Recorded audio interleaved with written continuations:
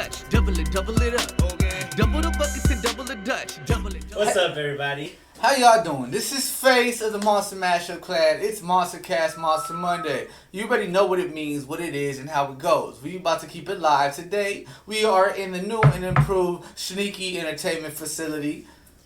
Clap for that, snap, all of that. Yes, sir. I would like to say thanks, Shneaky, for making his home available to us. Always down. I know, because he's a DJ, MC, anything you need, including a place to lay your head at, or microphone, or whatever. But yeah, you already know it's FaceVsit on everything. I am El Jefe of the MMUpClan.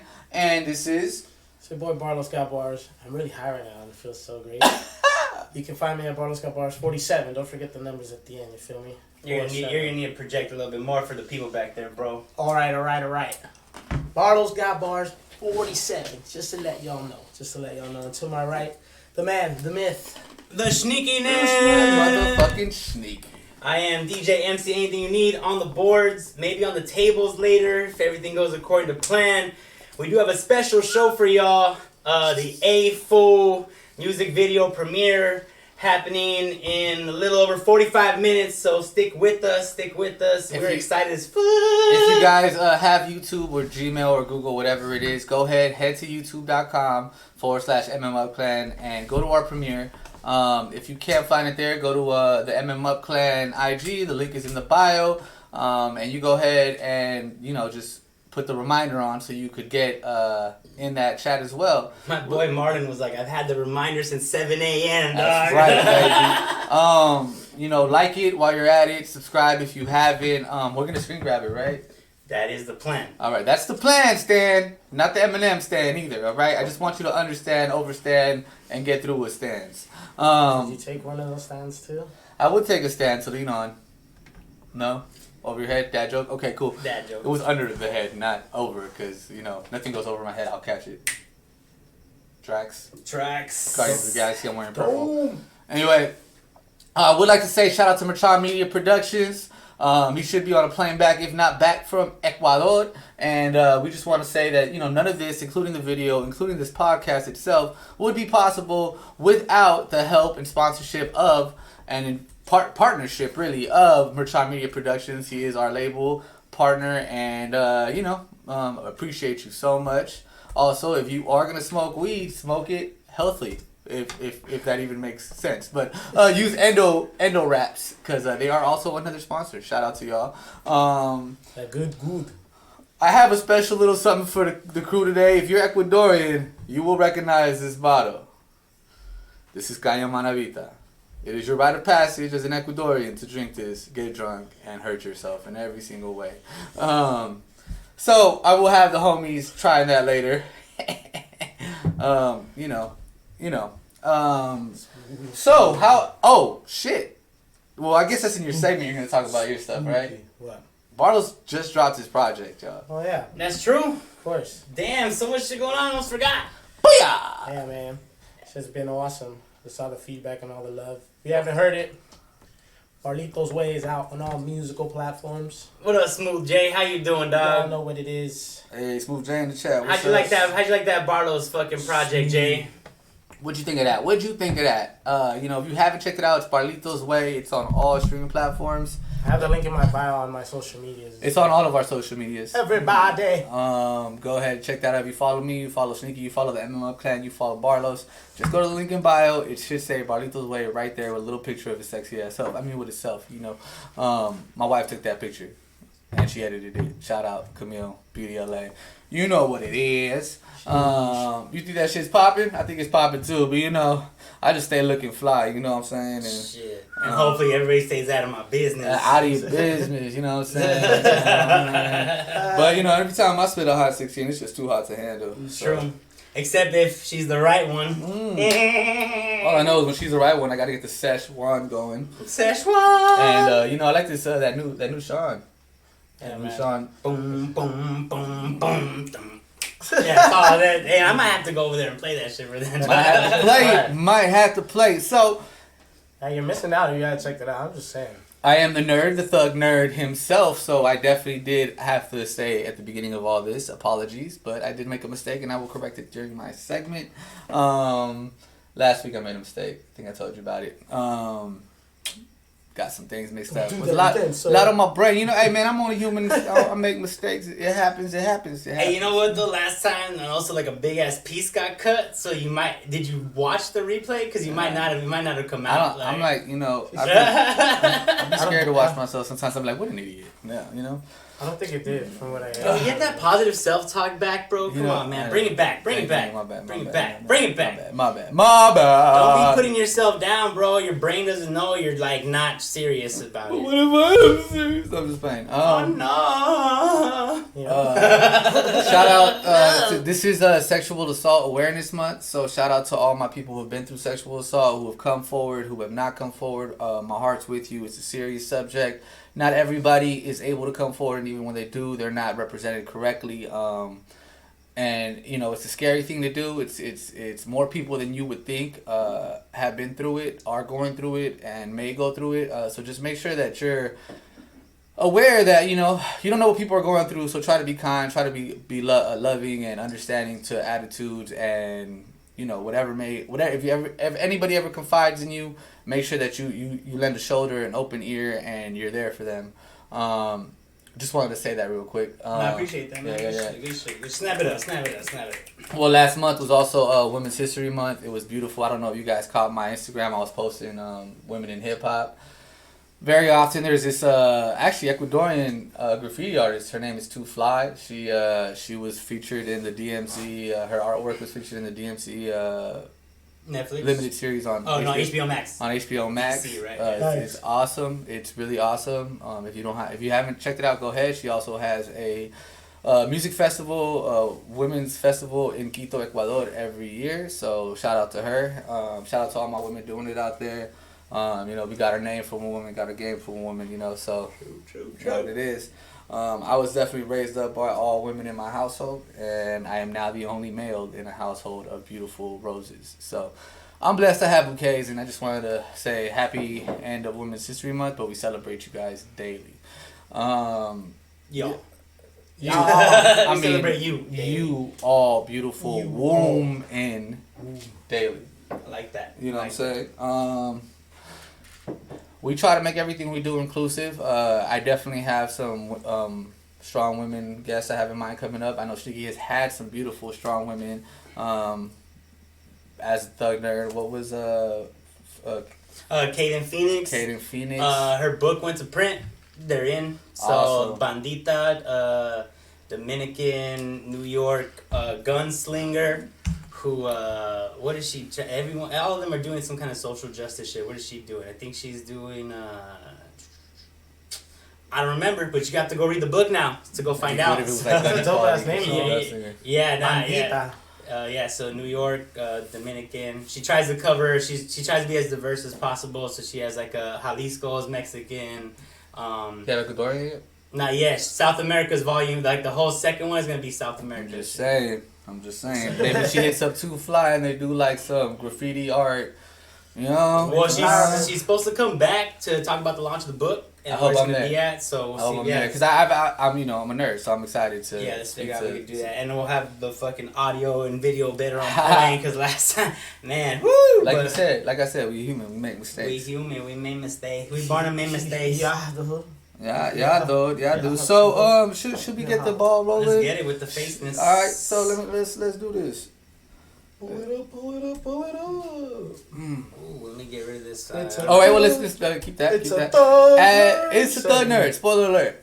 Oh, spoiler alert! Yeah, we didn't do that last time. What the time for? I thought we did last time. Spoiler alert! FaceVsit. If you want to see the whole artwork, I can actually put it in front of you. Yeah, put it in front of me for a second. Yeah. the mistake that I made, you guys, was, of course, Sonic the Hedgehog 2, with Tails in it, of course. I'm so excited to see that. It's actually coming out April 8th, not April 1st, so it didn't come out. I fooled you guys. Oh, you got fooled. But I also wanted to point out, and I think I pointed it out last time, I don't know if it came out in our audio, but I did want to point out that I thought it was so cool that they respected the video game and showed like the same thing. You see Dr. Eggman and the same setup, basically. The same setup, the only difference is the waterfall behind it's like the shot. It's the same shot, same aesthetic. I love it. I love that. I love, so far, the people who make Sonic, Sega, whatever, they have done it justice, even when people complained about the body. So, yeah. So, shout out to Sonic. I'm definitely taking my kids to watch that. I want to watch it probably more than they do. But, yeah, shout out to them. That feels hard to beat. Damn. What's next? Next up, we have MoonKnight. What's next? The first episode of MoonKnight came out. That ends, of course, with him finally putting on the actual suit.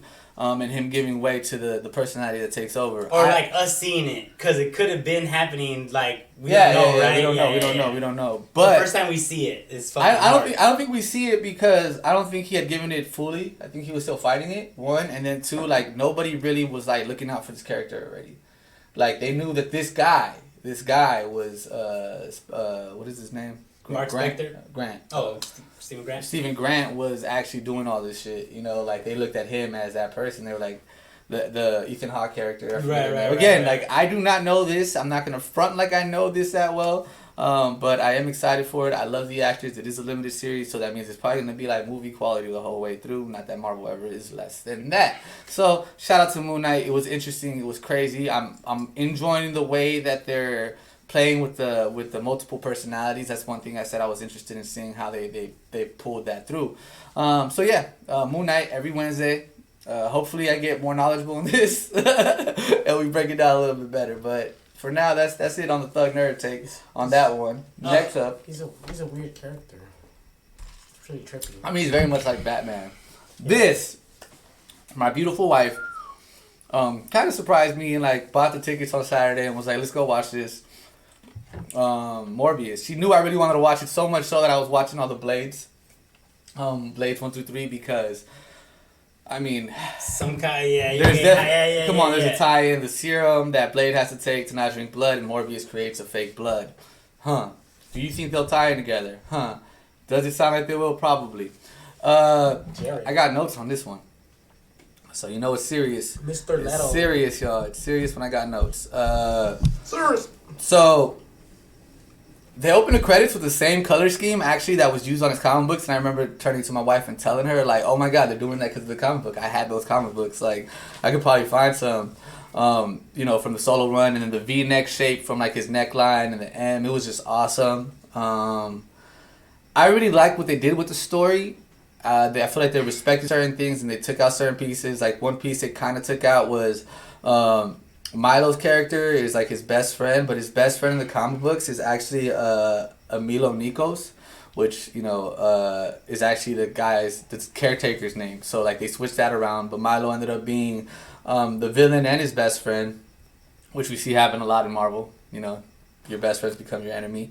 It's kind of funny though because in the beginning when he gets introduced, Morbius gets introduced to Milo. He's like at this home for like people with grave illnesses. I don't know if we would call them terminal, but grave illnesses they have to live with. And he's playing chess with himself, and it's almost like you see him always strategizing against himself. It was a real depictive moment to me, like a message towards the future. What is it called when they do that?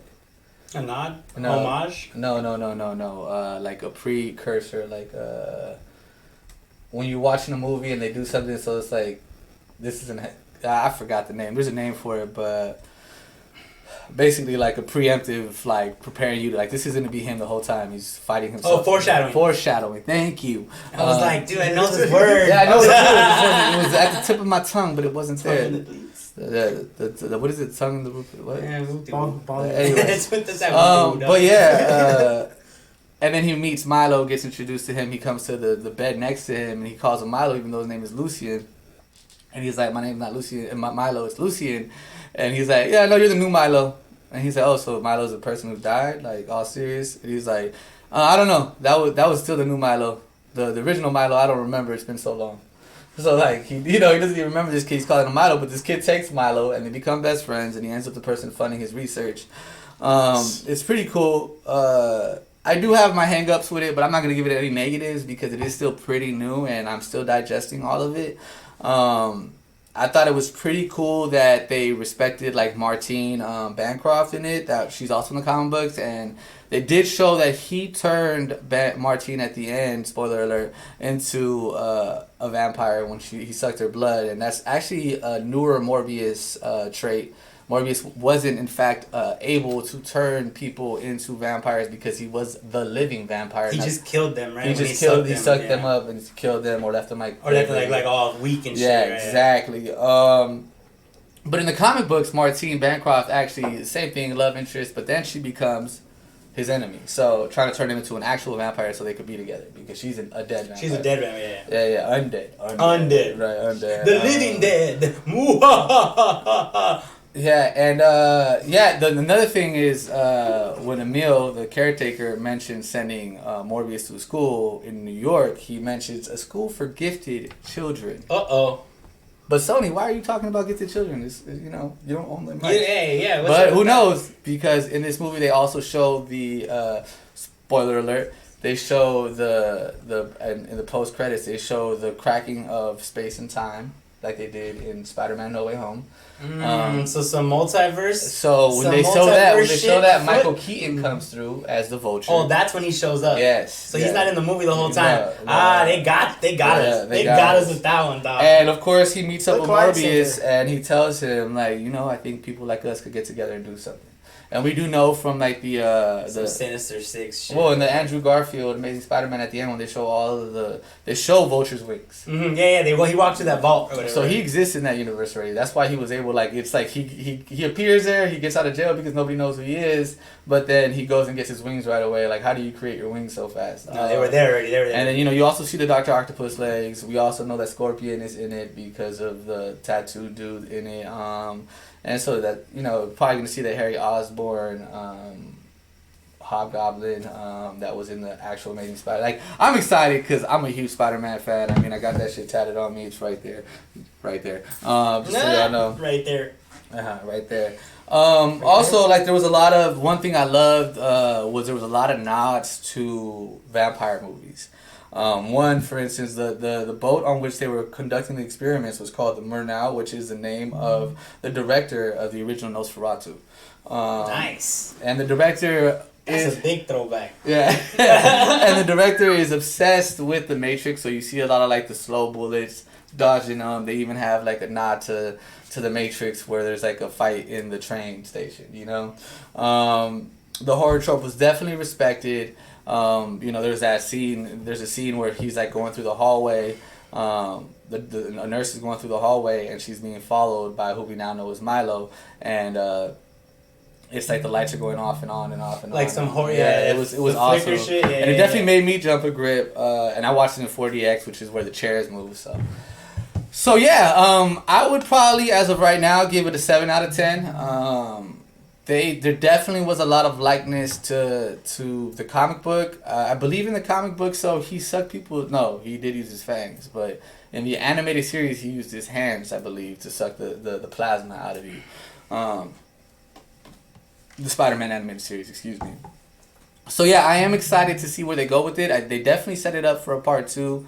I don't know how far they're gonna take it. I don't know how well it's done. I know that always has a big to do with whether they move forward with part 2. So if you haven't checked it out, check it out. If you have checked it out, what do you think? You know what I'm saying? What do you think? Yeah, so yeah, if you're in the chat, I'm just checking to see if there's anybody in the chat. Let me see who nope. we got here. What this says here. We got some people up in there, but yeah. 214 Freeway, another TV viewer. Yep. Graf Mao. It's the one. Fritz. It's a Maddie and Son. Metaview Smooth Jade _14, and we love marbles. Thank y'all for tuning in. Canica, say. Is that it? Do you remember of that? Those is games? That's it for me, you guys. I was just checking to see some things. I'm gonna make some corrections to certain things before it goes live. And I will say that's it for Thug Nerd today. One love. I wanted to say some shit about MoonKnight, if y'all don't. Yeah, go ahead. You know, just that like a lot of people, the last couple Disney Plus shows, they were like, "This feels like some CW shit. This feels like some CW Not shit." this one. I just gotta say, man, MoonKnight had me fucked up. I was like, "What is going on?" Like I was enthralled the whole time. It was, you know, it was deep. It was dark. It was serious. There was some funny moments, you know, to break it up. There's a lot like that intro. With homie walking on glass and shit. That was dope. Like, what the fuck? The Jim Jones like character. Yeah, that shit is crazy. Koresh, David Koresh type character. What did I say? Jim Jones. Jim Jones is also a cult leader. Oh yeah. But he based it on David Koresh. He said. Oh, is he? Yeah. I just saying like a cult like leader. Yeah, nah. But still crazy. Shit's crazy. The music's dope, and I'm excited to see like where it's gonna take us, because like you said, it's like not that many episodes, so it's gonna move quick. So it's like a lot. It's like a lot to handle, I feel like, and I'm also wondering what other MCU connections were, because we haven't seen any. The first episode was pretty like standalone. You didn't really see any kind of like mention or tie-in. You know, they didn't say like, oh, you know, the guy with the hammer or none of that shit. So like, I'm curious to see like, at what point or who. You know, is it gonna be like a Black Panther reference? Because that's like Africa. You know, is it gonna be? Is they gonna talk about Thor? Because it's like gods and shit. You know, I'm curious to see like who is the first. What's the first MCU like connection? You know, so also I'm not really sure what time it is in the blip. Like, is it during the blip, post blip? Like, was this full blipped? You know, so I'm curious about how they handle the blip in this as well. Because a lot of the other shows have kind of shown blip moment stuff. So yeah, that's just my little MoonKnight stuff that I want to throw in there. Okay. Yeah, I good observations. Yeah. All right, Barlos, you got anything you want to talk about? We haven't got your new overlay yet, so I'm just gonna throw some of the MMUpClan one. Just chilling, man. Just enjoying the time with y'all. I love the space dog. It's nice, but dude. After the fiasco at the Oscars, we actually had some great music at the Grammys, so we can kind of get over that after everybody talking about stuff. Nice. You know what I'm saying? Nice transition. Wow. The Grammys were. I don't usually watch. Shout out to my Grammys, you know what I'm Filipinos. saying? Yeah. Wow. What great performances, the vibe, everything. I'm just gonna get right into it. H.E.R, love you, girl. Wow, what a performance! H.E.R. With Travis Barker and the man, the legend, Lenny Kravitz. That I've never seen a show like that. I'm not even talking shit like that. That type of rock and her coming down. First she was drumming, she was singing. She went, you know, the stage comes up, then like she pops up right next to a full drum set, and that's her little solo. She's like, and then all of a sudden after that she gets down. Who pops up out of nowhere? Travis Barker. I'm like, oh shit, now it's really going down. This guy's like spinning the sticks and like just really into it, and then spinning, motherfucker. It ain't spinning. Bro, it's spinning. I was amazed. Like I forgot that she played so many instruments. You know, because you just Filipino. Well, sometimes you gotta let a motherfucker know. Yeah. You know? Like this is me, Shorty. Lenny Kravitz soloing it out together. Especially because, like, music these days and how people be, like, you know, misrepresenting and, you know, ghost writers and fucking 20 writers on one song, you know? Yeah, to have crazy. someone come out and just be like, I do everything. It's crazy. Yeah. It's crazy because, like, and then, but all these people get credited. Speaking of credits, real quick, the homegirl told me she's watching. I just wanted to shout her out. She's in the interlude on my Three Faces for Sleeping with the Enemy. Oh, yeah. Shout out Demi Tigressa. Appreciate you for all that you do. She's an actress. She's dope as hell. Definitely brought out some acting chops in me that day.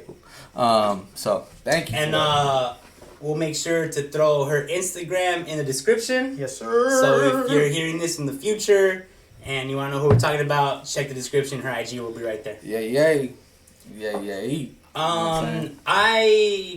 Oh yeah, you're still going. My bad. No, it's cool. No, Like, that was my favorite performance, but I mean, Nas did his thing too, man. Like having the little kids, he did his rendition of I Can, you know. Little kid on the stool steps. On the steps, like all heaven sent white, just all down. Like, it was heavenly, man. And then the band behind it, percussion, the piano, all of it was just.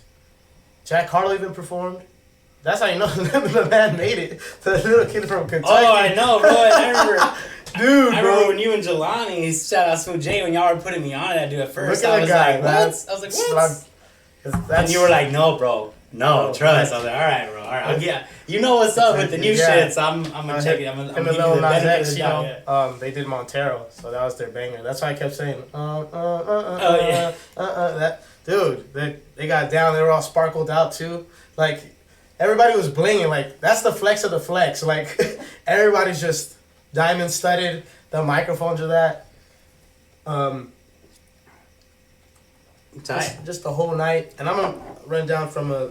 Oh yeah, I have it right here. It's a little article from the from USA Today, just to inform you. Yeah. Just make sure you speak more fast. The 64th annual Grammy Awards were in Las Vegas, a first for music's biggest night, and no singer performer dominated the trophy count.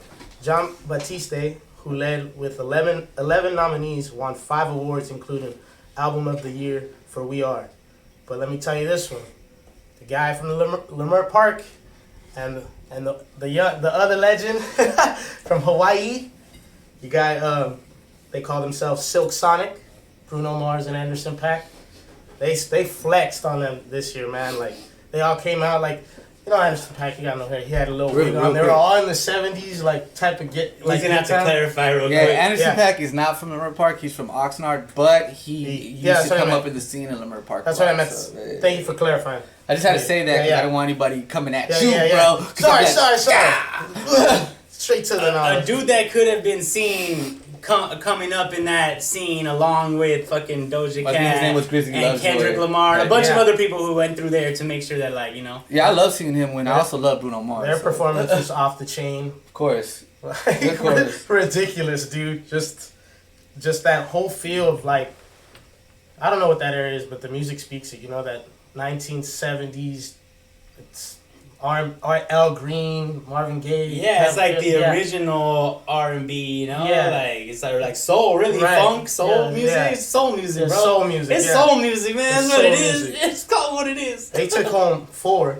Word. Including Song of the Year. Oh, damn. And he's like, he gets up for the last one, and they're like, they do their little strut to the stage. They're all just flexing. Bruno Mars smokes a cigarette on stage. Fucking Dave Chappelle Dave Chappelle Bro, he's like, and they ask he's like, let me tell y'all now. You know how he sounds with his raspy voice? Oh, what happened? Lost camera. What? Yo. All right. Yeah, technical difficulties, baby, but you know, we back. It doesn't matter what space you're in. It just happens. Like I was saying. No, just a different setup. It happens. Different setups. So yeah, if you like it better though, let us know, cause you know it's definitely a different vibe up in here. Definitely. Those guys killed it though, taking home 4 and having a light flex on the speech. You know, he's like, now we can really get on y'all, but you came right back. Like it's just beautiful, man. Like you can tell, he's like, all right now, like this is the 4th of the night. Now we got something to say, but they just walked off and shimmied off. It was so great. It was perfect. And then they did a whole tribute to rest in peace to Taylor Hawkins, you know, from the Foo Fighters. It was beautiful. And that kind of went together with like what's going on with Ukraine, and they had the president speak. So it got really deep, you know, and like the music is what keeps us all whole together, you know, no matter what we're going through. I don't know one human being that doesn't listen to music and love it. So, you know what I'm saying? Speaks for itself. You know, we're very privileged on this side of town, so we really are. We gotta take responsibility and give grace for what we're blessed with, you know. So have a heart. You know what I'm saying? There's a lot going on. Yeah, and if you can order shit from Ukraine, or if you can afford to like book an Airbnb you're never gonna stay in, that's how people are actually helping out by like, you know, just sending business over there, sending money over there, like whatever you can. If you could buy it in Ukraine, or you know, that's book a trip over there, buy, you know, whatever. But if you can help, you know. I don't want to get all political right now. Right, There's right. a lot to talk about that whole situation. Yeah, but at but- the end of the day, like, you know, there's like a bigger country that's like trying to fucking do some shit to a smaller country. And I think that at some point, someone's got to be like, yo, can y'all chill, please? Can y'all just chill for a Yeah, second? can we have some? Can you just leave us alone? Can't we all just get along? Like, for real. Like, yeah. Yeah. For real, man. It's a Yeah, lot. so, it's a lot. so I'm saying, you know, the music brings us all together. You know, it's all love. So it's nice seeing that compared to what we were talking about fucking for a whole damn week. True. You know what I mean? About something that goes on in America and we saw on live television, like what we're trying to prevent. You know what I mean? Like, Yeah, I Yeah, saw like- so many funny tweets about that shit too. Like, oh yeah, let me bring up how like I worked with Will Smith 10 years ago and how I never saw this coming. You know, that's the only way I can make it about myself. Right. You know, like shit like that. Like, like because a lot of people were just like, if- oh my god, I had if no the- idea. It's like, no if one the man cares, doesn't want bro. to talk about it as far as Chris Rock, then the man doesn't want to talk about it. All that did was just boost him up. His I mean, ticket sales went from 44 to 315. So you do the math. No, and I was driving down the freeway and I saw a fucking billboard for his coming special and like he's on tour and shit. So I'm pretty sure. Oh, Like, yeah, the ticket not- skyrocketed. Yeah, I'm he's pretty not, sure it's he's not helping- talking about yeah, it it's though. He's helping just him. like they always. That's what they're waiting. Well, for. he mentioned it on his His first one. on his first thing back. Yeah, Mhm. sorry. Yeah. But you okay in there? Oh yeah, I'm doing a lot right now. I'm So doing a you- lot, like said you okay? I'm trying to spread the word, y'all. Like if y'all are on here right now, please just share it. I want everybody Share tuned it. in for A-Fool. It's a big deal to us. It's a big deal 14 to minutes me. away from the premiere. No, Barlito's way. What? No, tell us about. Tell us more about Barlito's way. It's just a Barlito's way. It's freaking awesome. It's freaking awesome. I just love everything about it. Really, it's my way of just telling y'all that I don't really care what you think, and I know you guys feel that like that some days out of the week. You know, where like people try to tell you like something very subjective or passive aggressive, and like they're just telling you because they don't know how to do it or they're jealous about it. It's like, nah, this is how I feel about what I've been going through. I've been bottling up for the last couple years, and that's what Barlito's way came to be. Let me do it my way. It's only gonna be my way. You're aware of the highway? Yeah, that's what I felt. So get out of my business. Too out to handle. I've been looking too fly. You know what I'm saying? Too long while I've been struggling. You feel me? What's been the overall like feedback you've gotten from people? Like, do people like it? Have people given you like criticism? Like, have you heard? Have people tell you what their favorite song is? Like, what's the I've gotten what's more, the word, homie? What's I've the gotten word? more. You know how we were talking about like too out to handle might be the one. Like I'm getting more of the other one, the second one, Run It Up. You know, because it's more of the chant and the album. Like It has like a that bounce feel. to Yeah, it it's got too. that feel. That's what I meant. Like Yeah. it really has. I could hear the give back and the reciprocation from the audience. You know what I mean? I really like Too Hot to Handle. How the Handle's fire. I like them all, but like. I also I don't like. know, I've been gravitating toward like Run It Up, but it's just like it's Which kind one's of, the one? Side Hoe. Which one's that one? that's Run It Up. Yeah. I like that one too. I like that one too a lot. Yeah. Apparently, real quick, I'm laughing. I'm sorry because my wife is tuned in. She told me not to shout her out, but she is. I just did. What? She told me that she's been had a Twitch account. Apparently, I didn't know this, but apparently my daughter has been watching Fortnite on it. See, Jay said Run It Up for him. You know Run It Up is a good one. Run It Up is a good one. Yeah, it's like I just like the progression that we set it up in as a unit. Like obviously we listen to it, we just don't jumble tracks together. It kind of had the build up, and then it got to me really talking some shit and Run It Up, and then the transition over to Get Out of My Business, still like a little gangster. You know what I mean? Out of my That kind of reminded me of like,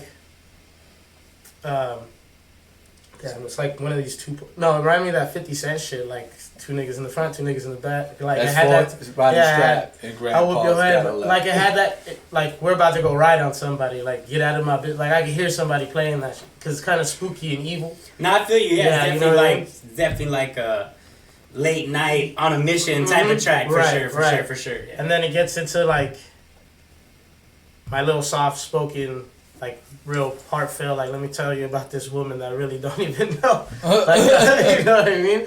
Like how how I just been running through the mill, taken advantage of. You know, like, oh, is she the right one? And then all of a sudden, like, you start seeing the signs of how she's actually not the right one. Even though she is about her money, that's not the only thing that matters. You know what I mean? Even though it's a big thing. No, definitely. You know what I mean? But there's a lot of other things that peel back the layers, son. Peel back the layers. The layers, hey man. Hey, Layers, man. you feel me? So. That's funny. I was watching Shrek. I was actually. I was on You got me, dog. You got me. But I've been getting a lot of positive feedback. A lot of people have been playing it. It's beautiful to see. You know what I mean? So are you happy with your first project? Is the real question. All right, and that I mean really I haven't dropped a solo project, but I think the number one thing, this is something I kind of always talk to you about, is like, I don't know whether I should do this, I don't know whether I should do that, but like you always ask me, is like, are you happy about it? Yeah. Do you want that in your project? It signifies who you are. So like, I really respect you for doing what you wanted to do on this, because even me, and I've told you, like, I wouldn't have done it that way. I don't think you did it. Yeah. I had my hang-ups about certain Coulda, things. woulda, shoulda, Yeah, but none of that matters, That's how that whole came about. Because I was like, nah, that's why I've been wanting to say that shit. Like, you know what I mean? And it just rolls with, it's just, I just felt that's what I needed to do, all the combinations of music that I really had, like, there was no boom bap in it for sure, it's a hip hop thing, but like that original, like, let me bar out, it wasn't. I think it's like what we did on Cushion Caffeine. It's Yeah. like, it wasn't really a boom bap record in its whole, its entirety, but we had DJ scratching, and we had boom bap type like raps. Not like saying our raps aren't modern, but we really bar out. We really know how to rap. We really kill it. And usually we would do that for you guys, but again, we're dealing with new setups. We like to freestyle usually for you guys, but hopefully by next time we'll have it together for this season. Next time we'll be ready. Yeah. We'll be ready. Tune in next time you come to the freestyle. Like my We'll be grandfather ready. with a machete in a Chevy, And the crown on his head is starting to feel heavy. Hey, man, and I told her, hit me and I get tatted by Telly. Oh, that Shit, they feeling me like I'm on the radio with Felly. Shit, my flow be stinking up their game, I guess they call me smelly. I just pissed y'all off, I guess I pissed on the game like R. Kelly. Okay.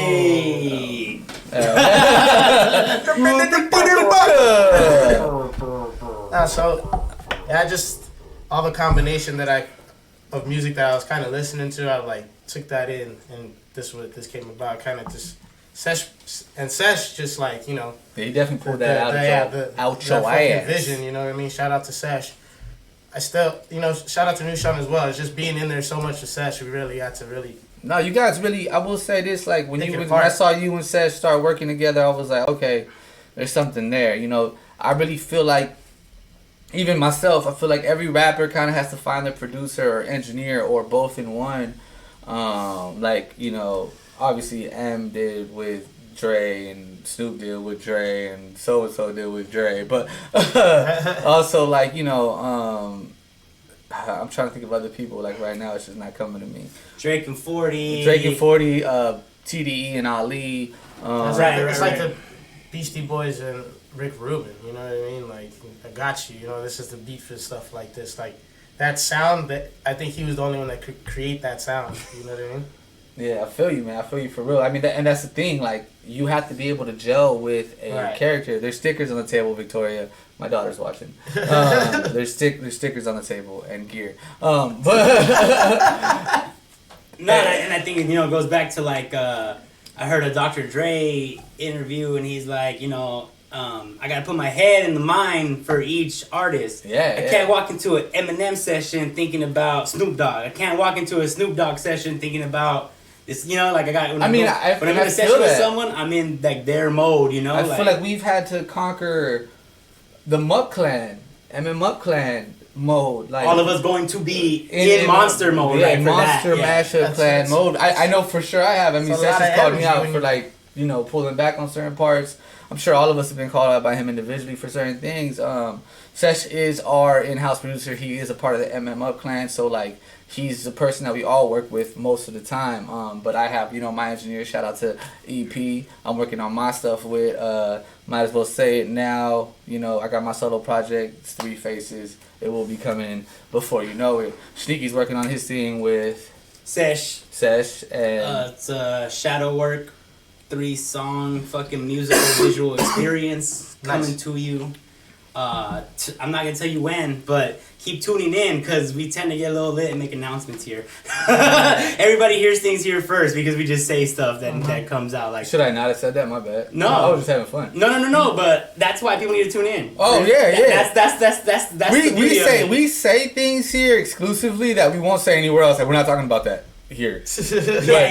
But here we talk about everything because this is our home. So when you come over to somebody's house, you talk about things, you know, hey man, don't tell nobody else, but I'm gonna tell you this, you know. Yeah, I think we announced Barlos' project here first. Yeah. I think we announced that the video was done and gonna drop soon here. With that being first. said, you guys should always tune into the Twitch so you won't miss out on what we're doing. Straight up. And you can watch the replays up to 14 days later. And if not, we got the highlights and the replay coming to you, edited on YouTube. Which, if you are not there right now, you should go to youtube.com. We got about 4 minutes. We got four. Victoria, these are stickers. If you want one of your stickers on the table, just have one made and you can add your stickers to the table. Ika is working on her design. There it is. So we'll get some of the younglings on here. Yes. But what were we talking about before I read that and threw us off? We shouted her out. Yeah. Tell her. Oh, I'm reading your shit. I actually, once we found out that the video was getting dropped and I needed to make out some flyers, I actually jumped on Twitch to make those flyers and I was DJing. So like, whoever was tuned in actually found out before we even announced it that the video was dropping on Monday. So those are the kind of little Easter eggs. I think I didn't even know at that point, so there you go. Oh, I think you were asleep when I was saying Well. Yeah, so those are the kind of things that you hear first on Twitch. So if this is your first time here, make sure you subscribe, follow, turn on the notifications so you know when we go live. This video is about to start in 2 minutes. I'm actually going to pull it up so we're ready to go. I'm going to have the chat live too, so if you want to leave us here and go over there and jump in the chat over there, or, you know, we're going to have it all up right here. So just want to thank you guys again. Barlito's Way is out on all musical platforms. BarlosGotBars 47. Follow me. Add it. Put it in all your shit and run it up.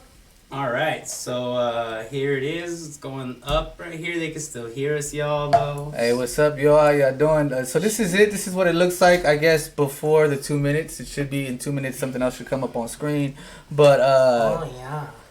I hope y'all enjoy this, man. It was a hell of a journey creating this song. I'm not gonna lie. It was inspired by our people out on the East Coast. Mondo Pelado mentioned how I said "Hey fool" for everything. Like, "Hey fool, what's up? What's good? What's going on?" You know, so all of them, man. They were all talking about how I do that. So,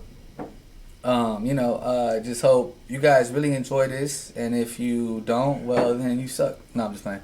No, but you kind of do because it's gonna be lit. It's definitely one of, if not my favorite video so far. For the group for sure. So like, shout out to 2-6, shout out to his whole team, shout out to everybody out there making the moves. Yeah, everybody that came through was fire. Hell yeah. I'm excited. I have to use the restroom. You gonna leave for the chat? Yeah. I mean, is it gonna just go through? It says 67. I've never actually watched the premiere, so I don't know if it just starts or I gotta hit play. No, you gotta hit play. And then I want to make sure that the audio is coming through cool before I go. Yeah. I woke up, I had an epiphany. Yeah. Yeah, there's some people up in here. That's beautiful. I'm about to go blow people up again. Blow. It was a little late for my professional friends, but hey, they can watch it tomorrow. Fuck it. Fuck that, I'm a professional. Yeah, you're my kind of professional. Yeah, I do what I gotta do to get it done. I do what I gotta do. I don't care. I'm saying. You know what I'm saying?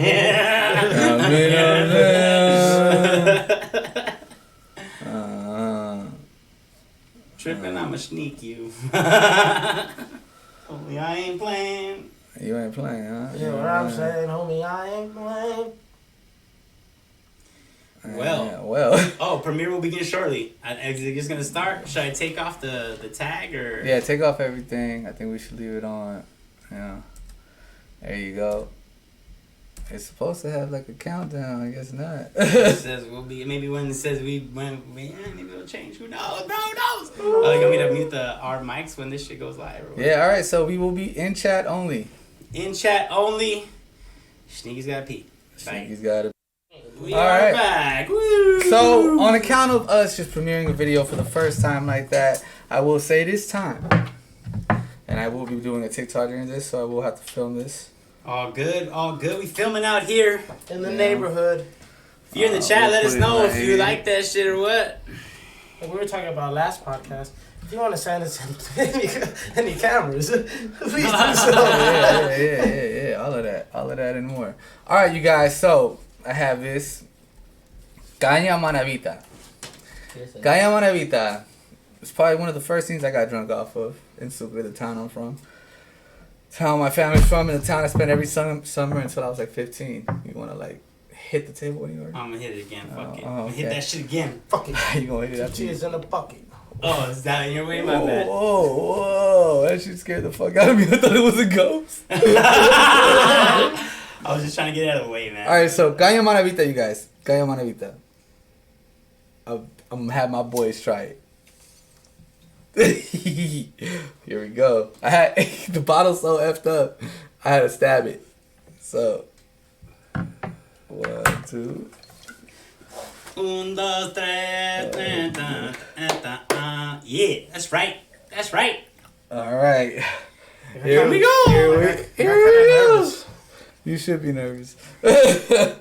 All right, so Cana Manabita, yo. Ooh, you ready? No. You ready? I don't know. Should I be ready? Am I ready? Am I ready? Here you go. I want them to see my face. I want them to see your face too. All right, so the A fool's successful. A fool was a successful. Cheers. Salud, fools. All to all the fools out there. Oh, smooth. Very smooth. Very nice. Very nice. I can see why you got shit faced off this. Yes. Can't even taste it. I cannot even taste it. Obviously, these fools are from some other country, like, or some shit, because, I don't know, this shit is actually, like, smooth today. I feel like it's way worse usually. Maybe you actually didn't drink the real shit. No, this when is they the real got you shit. fucked up. Maybe this is the real shit, but you didn't drink when you got fucked up in Ecuador. They're giving you that fake shit. Maybe your palate just changed. Maybe your paleta has changed, huh? Maybe you like popsicles now. Maybe you need to drink more. You want another shot? Sure. I'm good As on I another start to shot, but- slur. Sure, Lord. Nah, it reminds me of vodka. Vodka. Well, it's made out of caña, so it's sugar cane. Caña. It's good, Go ahead. Thank you. Cheers to another one. To A-Full. To A fool. Hey, fool. Stay tuned. Stay tuned, because shit, you might be gone a little bit. Oh, this is going to be a Drink Champs episode? Yeah, end up like that. But yeah. You know what, though? You know, That's good. That's good. That's just good. all right. That's just I'm going to leave the bottle with I you. like that. I like that. Oh, shit. He's fucked in the head, I think. Because look at Barlos. Barlos is like, nope. I'm good. I like that. You know what it is? You don't have the trauma from it. Like, for me, I had that, and I'm like, Oh, yeah. It's like whenever you smell something else that you threw up on it. Yeah, no. Took me back. In Ecuador, what they do is, because it's a cheap drink. It's like, it's why everybody drinks it. Oh. It's a cheaper drink. So it's going to get me, like, not feeling great tomorrow. Tight. I mean, it's okay, but in Ecuador, well, it's sugar, dog. I mean, So, wrong. like, I mean, if that shit was there solo, I mean. So, azúcar. Yeah, Azúcar. drink. In Ecuador, Azúcar. what they do Oh, is sorry. they- Turn Ecuadorian, okay? they mix, That's the first time you see us do that, well, I've never seen him do that. Azúcar, azúcar. La tormenta de Aquí mi toma vida ron, no me hagas And I go sufrir. chick, chicky, boom, chick, chicky, boom, chick, My chicky, bad. boom. Nah, I think we're having a great time. Sin tu amor yo moriría. He sings. Ladies, gentlemen, and non-binaries. Everybody out there, everything out there, everyone Yes, out there, Sophie. every creature under the sun.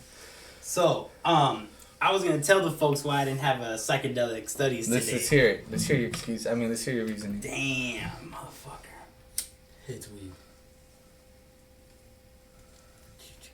So Shneaky actually had Shneaky had some adventures today. Like what? It was a packed ass day. As Face alluded to, I'm working on a new project, solo project. It'll be the first of its kind coming from Shneaky, really. It'll be the first time Shneaky does some shit like this. 100% no samples. Shneaky singing on that shit. Shneaky singing on it. Shneaky helped produce and arrange that shit. And yeah, Shneaky singing on it, bro. Like notes. Yeah. Singing notes, bro. Singing notes. Notes. I hope you're hitting notes. Did I hear Anyway, notes? as of today, I called you earlier, and then you called me and I couldn't answer, but I was calling you because before my 5 o'clock, I wanted to tell you that all the vocals are recorded as of today.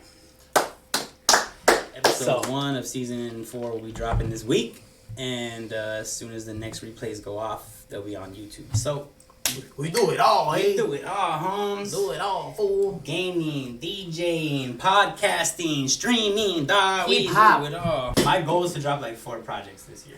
4? Nice. Yeah. My goal is to drop a number of projects. A number? A number of A projects. number? Which, if you're intelligent enough, you Well, already know how many it is. If I counted them, let's see. There's the homie from the Far East. There's, might as well just say it. There's Cushion Caffeine Volume 2. There's 3 Faces. There's other projects that we're a part of. So I mean, that's 3. We already dropped the project. So I guess you have 4 projects. Solo projects. So I don't know. I'm thinking about how I don't know. Maybe you guys could help me out. I'm thinking how to top my 30 for 30. If you guys have not watched my 30 for 30, it's where I did 30 verses with 30 visuals. Well, really 30 like I want to say songs. Because they weren't like just verses. 30 tracks. Let's call them 30 tracks with 30 visuals in 30 days. 30 releases. 30 releases in 30 days. Which was hell, but in a good way. You got to go through hell to get to heaven, you know. It definitely helped me as an artist, and I definitely want to do something similar. But I don't know if I want to do it in a live event format or in a release format. Or in both with the metaverse, you know. But yeah, so there's a lot to be excited about. I will say this is my first solo project that I ever came out with. I know, Shneaky, you've got a multitude of solo projects. So like this to you is just like leveling it up, I think, right? It's a different feel. It's a different feel. Well, this is the first time you have a team like us. There's less pressure. Wow. There's less pressure for sure. Because I'm not doing everything like I would normally be doing, and everybody on my team is actually like dedicated to making me pop, which wasn't the case on the other ones. It was kind of like I was like pulling the ship, you know, and fools were on it.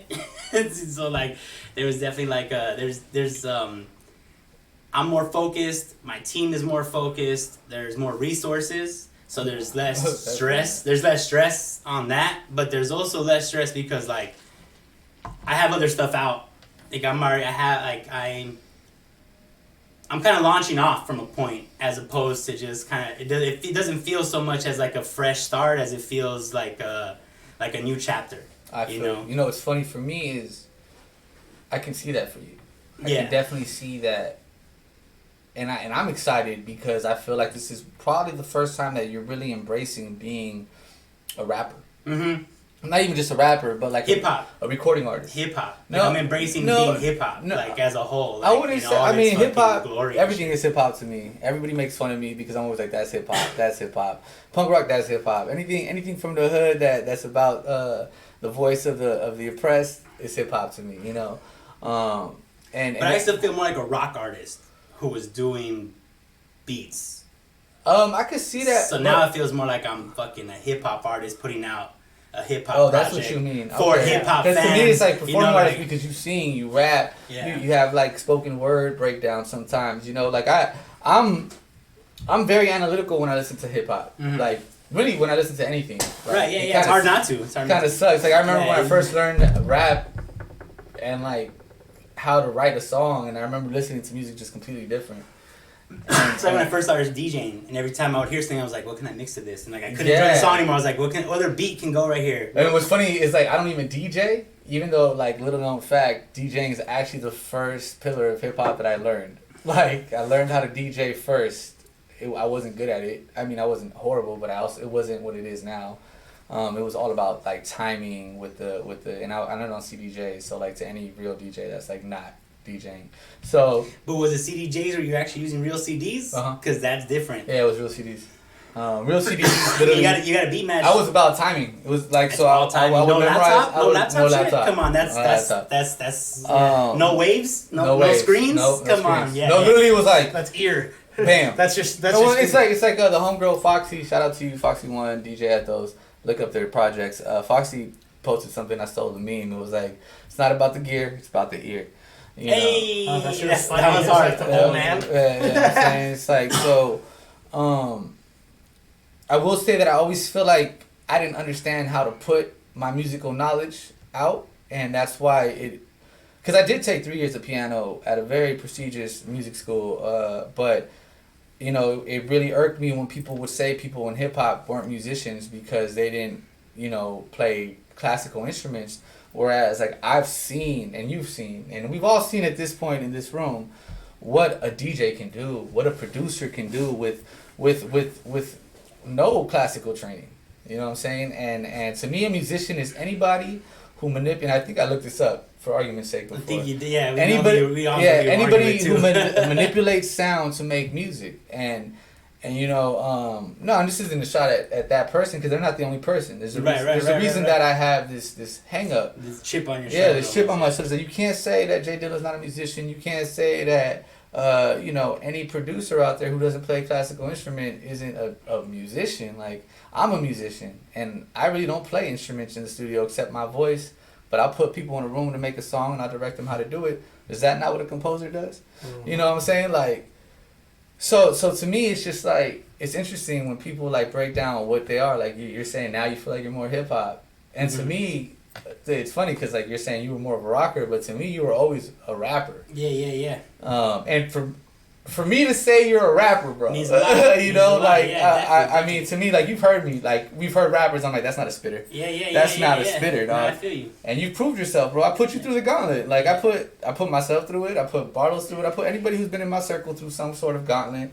And you proved. I remember when I gave you the mic at Hip Hop's, and you went off, and I was like, oh, he got it. Oh, he got it. Okay, I could trust him to take the mic. I still remember feeling like, oh shit, I gotta kill it right now. And this is my shot. Like, if I don't kill it right now, now, I put the mic down. I was like, okay. I was like, if I don't kill it right now, I'm not gonna get another chance. Like, this is my moment. It was like some mama spaghetti type. Yeah, shit. exactly. No, you got it, and I appreciate that you put me on that pedestal to like be able to give you that moment. Really, hip hop's was a shining moment for me too, you know, and I trusted you when you did that, and when you took it off, I was like, yes. Then I just left you and Barlos up there. Yeah. And I walked away. Well, no, actually, first, I was like, hold on. And I had to jump in. To make sure you're just like, just everybody knows. I'm still with Spitter. And then I was like, okay, he went back. Okay, or mine. And I mean, for everybody listening who doesn't know, like, hip hop is going to continue to be a shining thing for us, you know. Right. It's gonna take us places. So be on the lookout for that, for sure. For me, it's always been hip hop and comic books. Yeah. That's. I meant hip hop's the show. Oh, hip hop's. Oh, it's gonna be a thing. It's gonna take. us places yeah. Well, should we announce the next date or should we wait? I will wait till we have artworks to drop. Okay. So we could actually put it up. There is one coming up. There is one in the next month or so. Yeah. But I will say, hip hop's, which was my event, which melded hip hop and beer, craft beer, which is hops, you know, hip hops, is something that put me on. It actually stopped me from stop rapping. Mm-hmm. Like, I think I told you this story, you know, story time. I was at a point where I was going to stop rapping, you guys, stop doing anything with hip hop because, you know, I'm a grown man with children. My music all got lost. My rap team, except for Barlos, had basically either abandoned me or moved on with their life, and I respected some of them and I didn't respect some of them for what they did. But that is what it is, and I was at a point where I was like, I remember looking for a venue, like, I think I need to throw a show. Something in my heart just kept telling me, you need to throw a show. You need to show people what you're good at, and you're good at finding talent and putting a show and or making a team, MMUpClan, or, you know, understanding what understanding what it takes to make something dope with hip hop. And I was looking and just randomly, me and my bro right here we went to with my wife and my sister. She wasn't my wife at the time. My sister took me to Golden Road, and we met Melissa Hines, and she was like, yo, I'm thinking of doing something here. And I'm like, oh yeah, all right, whatever. Lo and behold, in January, which was like my cutoff month for me, she gave me a call and she was like, yo, let's schedule a meeting. And I walked into a meeting and they believed in me and I believed in them, and I brought hip hops and it literally took off. Talking like 250 people plus every show on a Wednesday, which was their worst night in Glendale. If you're familiar with Los Angeles, Glendale is somewhere where nobody throws shows because of the cops and the atmosphere. But I, being me, knew if you build it, they would come. And like for me, it's far. Yeah. It's not like a close. Yeah, people come from Riverside on the train. Yeah. Because of our promo. And people come from everywhere. Yeah, dude, that was wild. They came far. People came from Vegas.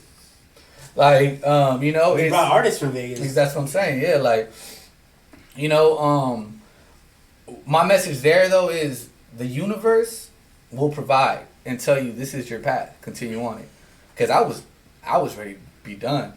And I mean, if you're an artist, we all have those moments. But I was literally planning my next stage in music still. But I met that first hip hops. I met so many people. Like, it was crazy how many people that was at the first hip hops that I find out. Like, even this year, you were there. Oh my God, you were there. You were there. You were there. Wow. It's like an episode of Lost or some shit. Yeah, so we were all there. Like, it's crazy to me. Like, all the artists and DJs and like people I became super close with after that didn't even know it was my event.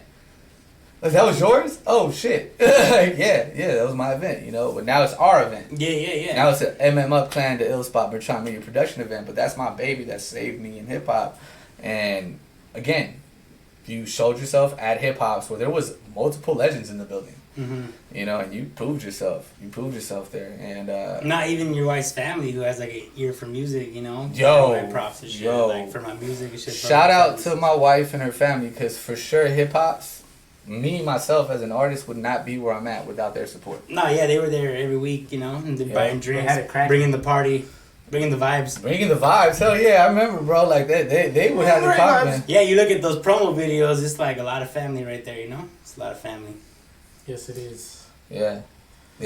Nah, and well, I appreciate that, and you know, I definitely, you know, at one point, like the lyricism was always key for me, right? Because I was like, if I can't sing, and I'll be writing lyrics, then shit's got to be deep and dope, and it has to mean something. It can't be like I always wanted it to mean something and have metaphors. Like to me, that was always dope about music in general, storytelling and writing, and how like, you know, people can say 2 or 3 words and they mean 10 different things. Like that was always the beauty of like writing lyrics, you know. I love that shit too. So I always wanted that, but it's definitely more felt like, you know, there was definitely like a battle going on between styles and sounds and like approaches and shows I was playing at and what people were coming to me for and what people knew. Like people knew me mostly from live band shit. So I started putting out beat shit. It was like, it was a little bit more rocky, and I, you know, again, a lot of samples, a lot of stuff that made it catchy and memorable, but I didn't own, and it wasn't my own catchy, memorable shit, you know? So the fact that all this shit is like 100% me, and, you know, the lyrics and the hooks and, you know, the melodies and everything is just kind of like, it's coming out of me, and it's like coming out in this like pure hip-hop form with the intention of being hip-hop. Is like, it feels like everything's aligned now, you know, and it's like coming out way better. Like there's no more conflict in me. There's no more battle, and I still get to pull on the old rock influences and elements and sounds. About being you, right? Yeah. And still using my background and my you know, the shit that I came up with and what I love to, you know, what I vibe out to, and bringing that to hip hop as opposed to like trying to bring hip hop to me, you know. I feel like I went to hip hop now. That's beautiful. I mean, I love it. To me, I feel like we're all at a place where we haven't been. You know, I'm proud. Barlos is like an artist that I definitely put on in so many levels. And you know, people kind of make fun of me sometimes for taking care of them how I do, but like I see the potential and I want it to be there. I see your potential. I want it to be there. Y'all help me believe in myself a lot because, again, I'm analytical as hell when it comes to this hip-hop shit, that sometimes my shit will be dope and I'll just be like, I don't know. But y'all make me feel, you know, like it is what it is. And I'm excited because this is my first time being real personal. Like, it's my first time for a whole... Well, it's my first solo project, but it's also my first time... It sounds honest. Yes. It sounds like not a persona. It's not a character. It's not. Sounds like it's not you. someone separate that you're observing and you're telling their story. It sounds like you're telling your story. Right. That's, And I think, I mean... that means a million to, like, so many people for so many reasons, you know? Yeah, there's songs like... There's you know, there's a good amount of songs on there, and I think that it's true to the name, Three Faces. There's a piece of every version of me on there. And I'm excited because... like Loco, which was like my first single that really got me notoriety out there, and like Sangre, which was before, but like Bandera after. I think they all have this likeness. Mm-hmm. Like if I put them all on a project together, nobody heard it before, it would sound cool. A sound. It's a sound. It's a sound, and I feel like this is the evolution of that sound. And and it's not so much the production, but more so how I wrote to the production. And how I put it together, and like, you know, yeah, it's like where you're at, your intention, where your head's at, where your headspace is at, where you're at creatively, and that's one of the things that your skill I always respected about Barlos is like he would take a beat and make it his, and I always felt like, damn, like I do that sometimes, but not all the time. And I feel like now after the 30 for 30 and the evolution in that, like I could take any beat and make it mine. Right. You know, and find your pocket. I always used to say I could rap to any beat, but that making a beat yours is different than just rapping to it. Right, because anybody can put words on anything. Right. Like, does it hit? Yeah, it doesn't hit, you know? Exactly. I take that Lil Wayne approach. Yeah, and you know what? I believed I was doing it before, and I mean, I think I did for a verse, you know, for most of those, like, food for thought. Or a section, or you know, like, it shone, like, it shined. Yeah, it was yeah. like, but now it's like... there was glimpses of it before. You know, now it's like the whole shit. First time that I went with producers I never met, and like, you know, we own everything we've done outright, and it's just like, like let's be honest, the people that you're working with too, like, oh yeah, EP, like his skill and knowledge and experience and what he brings to the table is like it's all melding in a good balance, you know, it's all coming together, and like, and back to what we were talking about, like finding that person that you can work with. I think I found that in him, like that first night we worked. And that's not saying anything bad about anybody else you've worked with or anybody you will work with, but like... No, it's just people that... You feel it, it clicks, bro. The first night we made one of my favorite songs that I probably ever wrote, and then wrote it and recorded it the same day, and it was like, just because he understood, and like it happened this last session when we recorded the... I know, dude, I'm still listening. No, go ahead. We recorded this... We recorded this Yeah. interlude to Sleeping with the Enemy, and I told him, like, I don't know if I'm gonna be able to pull out this last song, and like he basically called, like, he didn't even call me out. He didn't call me out. All he said was like, all right, well, how about this? You just write this last little section that you need to write to, and that's it. But he knew without saying anything, and I knew when he said that I was gonna record the whole song, and I did. And sometimes you need those people that understand that you have it in you, and I'm gonna pull it out even if you don't want to do it right now. And I didn't want to do it right now. I had a time limit I wanted to be out of there by. And I actually made that time limit. But I didn't think it was possible because of where my head was at. And I still did it, you know? And I just feel like once you find that person that could pull that out of you, like, without frustrating you, without making you upset, or without feeling like they're being condescending to you. And again, this is just a melding of personalities and chemistry, because you could have chemistry with somebody but they still irk you. You could have chemistry with somebody but you still don't understand your ways of communication. But something happened with me and EP, and I think it's special. I think he recognized that it's special. I think that we both understand what we want out of each other without saying too much, you know. And like, coming from the hood, he's not from the hood, but like, I came from the hood, and when you come from the hood, you say less means more. Like, you could say less and mean more. Like, you know, like, I don't. You could say a whole paragraph with a look. In the in the hood, you could say a whole paragraph with a look. Exactly. Or you could say one word and you just told somebody something's gonna get handled in a certain way. That's like that phrase, "You good?" Yeah, you good? You good? Or like in the Irish film, they're like, "It's what it is." Yeah. Like, it's what it is. It's what it is. It is what it is. It's what it is. Don't forget about it. You know, it's what it is. Like, and everybody's like looking, like their eyes got all wide and shit. like, it's what it is. Like, that's what that means something, dog. Like, that means a lot. So I think when you find that person, man, like, it's your job though. Like, again, the universe provides, and it's your job once you have that person to like literally the EP tells me that you invited me the first day because we had other business, you know, and then I invited him to come to the studio because I was like, I'm trying to work on this by myself. I'm trying to go a new path. He came. He didn't know what to expect. I didn't know what to expect of him, and I told him what I needed when he got there, and he got it. We delivered, we executed, and it was basically a song a day every session. And when it was like, after that, it was just fine tuning, and I also have finished recording all the vocals to the songs, and you know, cheers to that. But now I'm creating the vision because I think because it is my solo project, my first one, and I'm at this age and at this point of experience with this following, I owe it to not just my followers, but to myself to make it something worth listening to that's going to be listened to over and over again. And like I've stressed with the team is re-listen value. You need to be able to replay value. Like you don't want a song that we just going to listen to one time. We want a song that you can play all day. You want a song that you listen to when you're in this mood. You want a song when you're in this mood.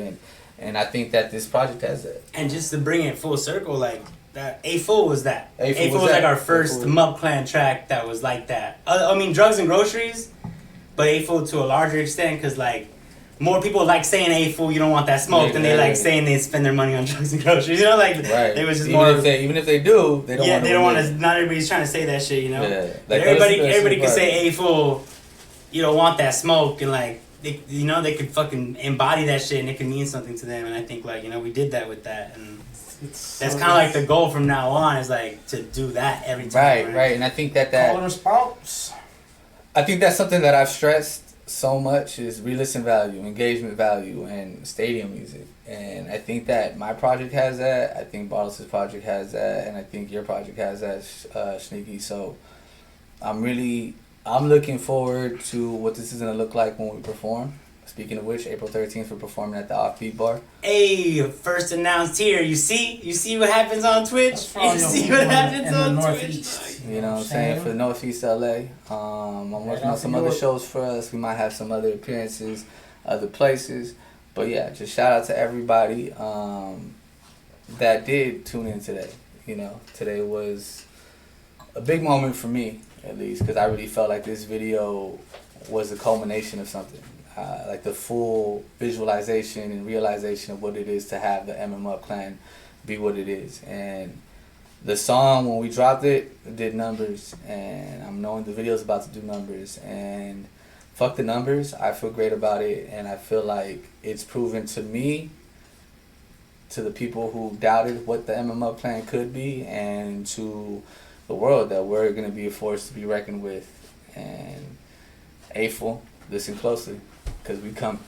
Yeah, and like not to like be too dramatic or whatever, but nah, I'm being dramatic. No, I mean like a lot of people underestimated me until that song came out. Like they didn't know. They just didn't know. And you know what? Part of it is my fault because I never showed them. You know, so there's that too. So I'm not gonna just put it on everybody else, but. We're not holding back no more. I'm definitely not. The gloves are off, baby. This is bare knuckle boxing. You want some of this, I'm gonna kick you in the shit and knock your fucking ass out. Like the leadership said to hit him, so y'all are getting hit. Just go listen to my podcast. I'm just saying, bro. We barely in the second quarter. We already got 2 projects out. Where you at? Let's go. Yeah, and Barlito's Way, streaming on all platforms. That's right. Yes, it is. A4. Go fucking run those numbers up. Run it up. A4 on YouTube. Make sure you subscribe. Make sure you follow. This is your first time here. Get acquainted. Make sure you send us messages. We respond. We're running our own IGs. We run our own Twitters. Our messages come straight to the phones. Feel free to hit us up. You ask questions. Fucking shoot the shit. Collaborate. Whatever, you know. We're open for all that. This year's all about building. Pandemic fucked a lot of shit up. A lot of plans, a lot of relationships, a lot of venues, a lot of opportunities went out the door, went out the window. And now we're in a place where we're building all that back up. You know, we went dungeon mode. We figured out the podcast. We figured out streaming. We fucking figured out a MMUpClan project. We figured out individual projects. And now it's all about just showing you everything. So thank you for joining us and following us on the journey. And Walking down the boulevard. I don't got nothing else to cover. Is there any other topics on your mind that you wanted to cover? Anything that's coming to? Is your soul speaking about anything right now? I'll have some more fights coming up. They took a little break as far as the UFC, but it'll be back this Saturday, and I'll have an update for you next Cinco de episode. Mayo, we got Canelo, right? I'm not even paying attention to boxing. It's always one or the other. It's always a flip with him. He's always talking about, oh, I don't want to sign with this. But I don't like listening to tabloids. As soon as he says something, let's go. Pretty sure it's I want him to fight Benavidez. I think the kid deserves it, but that's just my. he gonna knock out whoever.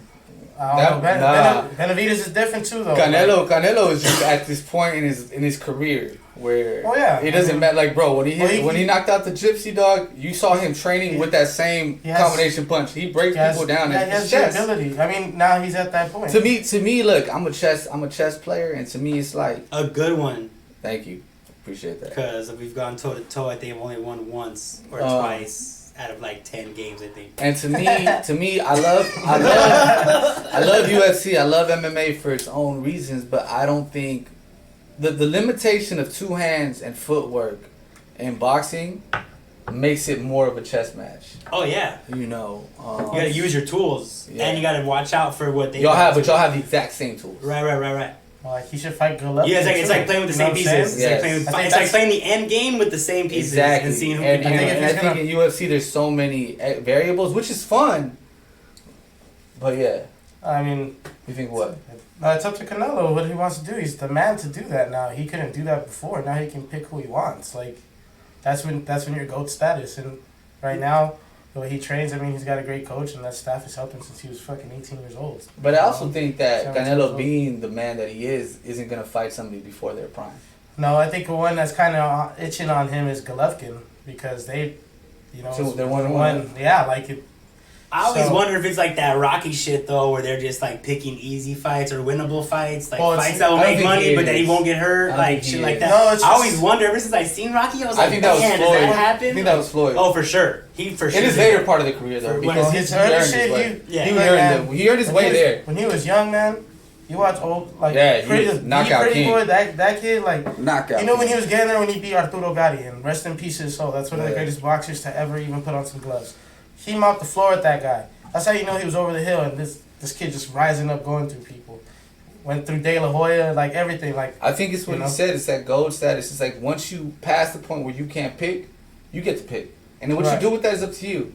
I think that there's fighters that will choose the challenge. Like I think De La Hoya was known for that. Like a lot of the Mexican boxers did that. No, yeah, they want to know. They had that machismo. They wanted to know. They wanted to get hit and hit back. They want to know that their balls are bigger than yours. Yeah. And to me, De La Hoya was. If we talking about Mexican boxing, fire. But like talking about sit there and brawl, he was a lot more prettier in his style with his jab, and it wasn't. He was a pretty fighter to watch. It was a nice fight. It wasn't like again. It wasn't like a Julio Cesar Chavez that got in there and brawled. And that's a different.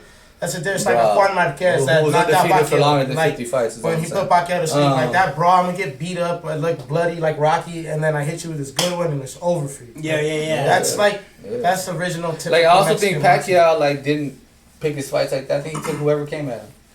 Oh, he's a lovable guy, dude. Like he's. But I also think and then he fucking fell off a little bit, and tried to come back, and he got rocked. Like, yeah, I mean it happens. You gotta know when to quit, man. Well, I mean, in fighting, I think you gotta know when to quit. In fighting, it's like your brain is on the line, bro. You gotta know when to quit. It's all the greats. They have this little time, and when you start Pacquiao knocking out people left and right, like how he did Ricky Hatton. Oh my God, round, that's the first time. He was so fast and powerful. He had speed and power. That was the crazy shit. He could hit you quick and drop you. And also, he was southpaw. So you're not seeing the punch. Right. Like it's two jabs in your face, and then a right, and then another two jabs, and then another left. Like it's just like the punches and bunches. He had speed like Sugar Ray. You know what I mean? Leonard, like just. Oh yeah. Fucking. But the thing about Pacquiao was that he could hit you from anywhere. Mm-hmm. Like he could out here. He's like a ping pong ball. He was like the Dirk. He was like the Dirk Nowitzki of fucking. Yeah. Fall back like one-handed off balance, knock you out and shit. Like. I could do it. Man, Dirk played like that for so many years, bro. And like as he got, people were like, "Why are you practicing shots like this?" I'm like, "Dude, I'm 7 foot, and if I lean back on you, you can't touch the ball." Yeah. It's a win-win for me, dog. Yeah, definitely. You were also talking about the return of the stunner, bro. Oh, dude, that's always beautiful to see. What is that about? I WrestleMania this weekend. I didn't watch. Dude, they had I was Vince McMahon working, wrestling too. The nigga's 76 years old. Like, you know, they're just like they. Steroids is a big. Steroids is a mother. Oh yeah, like, and that's what I'm glad you brought that up. That's why I was watching like Darkside of the Ring and all that stuff. Oh, what is that? Yeah, what is that? What is that? It's on Vice. It's similar to like if you watch Vice, ladies and gentlemen, you know it's really like up to par with the adult rated stuff and like things that they don't really talk about on the regular TV. It's like really insightful things. Mainstream media. Yeah. Yeah. It's like Michael K had a show about, you know, the kids jugging and finessing, how the underworld is, you know, the black market, it was called, his show and stuff like that. What was that? What was that about? Oh, you know what? He sticks to the ring. So I'm just throwing it in. So Dark Side of the Ring told stories that these wrestlers came forward, or like these huge monumental things in wrestling that didn't get talked about but shaped the face of wrestling forever. Like how Jake the Snake, like his dad, and I said it last episode, like his dad like had all these deep dark secrets about him being a pedo and him not knowing it and all this like crazy deep shit like that. Like yeah, how, it breaks it down. How like you watched it? I watched it with him. Like how like his family, you know, his dad was a wrestler and like his name was Bear Grylls, like huge 7 foot guy, like, you know what I mean? So they all been in wrestling. He grew up with like, this is just one story. It's just one story. There's multiple ones, but this one really like, I was like, damn, he didn't even know, like, he had siblings, but they never really grew up together, but they all wrestled. So when they got to the WWF, they all had like the Bruce Buffer. That no, but they all had different aliases and last names. So they had no idea. Yeah. Wow. Like crazy shit like that. And this is Jake the Snake. Like this is one of the great icons. Yeah, he's like, huge. Yeah. And for him, like he's barely figuring out his story. Right. So it's like wow. Remember I was telling you about like there's like Los and layers and it's like Barlos. Like yeah. He was like, I love Jake. Like that's who I've been like the last 40 years. Like. Right. But he's like Aurelian, like is a scared little boy, and I never think I'll open up that door again. It was really deep, like, whoa. You know what I mean? Like, because that's his name before. Yeah. He was named. He's a junior, like his dad, Aurelian Smith Jr. So like the way he separated that, he's like, I love Jake, but you got to keep a pair of handcuffs on him. You know what I mean? Like, so like he's more comfortable with that guy. Like, it's just crazy how that. And then another story was like. Hold on. I didn't know, you know, one of my favorite wrestlers that like from the oldies, like Jimmy Fly Snuka, like. Can I yeah, go ahead. I feel him on the Jake the Snake thing and face like versus it is like the same thing. Mm-hmm. Like, for me, like when people call me my real name, it's a whole different person. Right. So like I feel him because like Face is a cool person. Face is like my real name. I think like Face is like who my real name, which is Renee, like mostly relates with. Mm-hmm. But Face versus it, right? It, that's a scary motherfucker, you know. That's just one of the stories, right? You know, but like that's like just trippy to like this is one of your how icons. people separate and shit. Yeah. And so how ego versus conscious type shit. I'm sorry. Just being aware of it. Yeah. And like we say, using your darkness, like. And just knowing it, owning it, and then like building a whole fucking career out of it, and just doing that, like powerful shit, bro. Right. It's like what I said on the Cushion Chemtrails. Shout out to Cushion Chemtrails. They came out in the video too. Oh yeah, they were there. Yeah. Gotta have them on here, bro. Yeah, we do, and you gotta get on theirs too. Yeah. They keep telling me that too. When I was on there, we were talking about Kanye and like how he's always flipped his tragedy into victory. Right. And like I think that's the secret to success is the same thing with the darkness. It's like how do you take this thing that everybody else would seem to make it like tumultuous and something that they couldn't get through and how do you take that situation that everybody's like he's gonna lose after this and flip it? It's the same thing using your darkness. It's the same thing. You know, it is an alcoholic addict who likes to fuck around, make jokes, and fight. But Face is a dude who's business minded and knows how to get shit done and is focused and driven.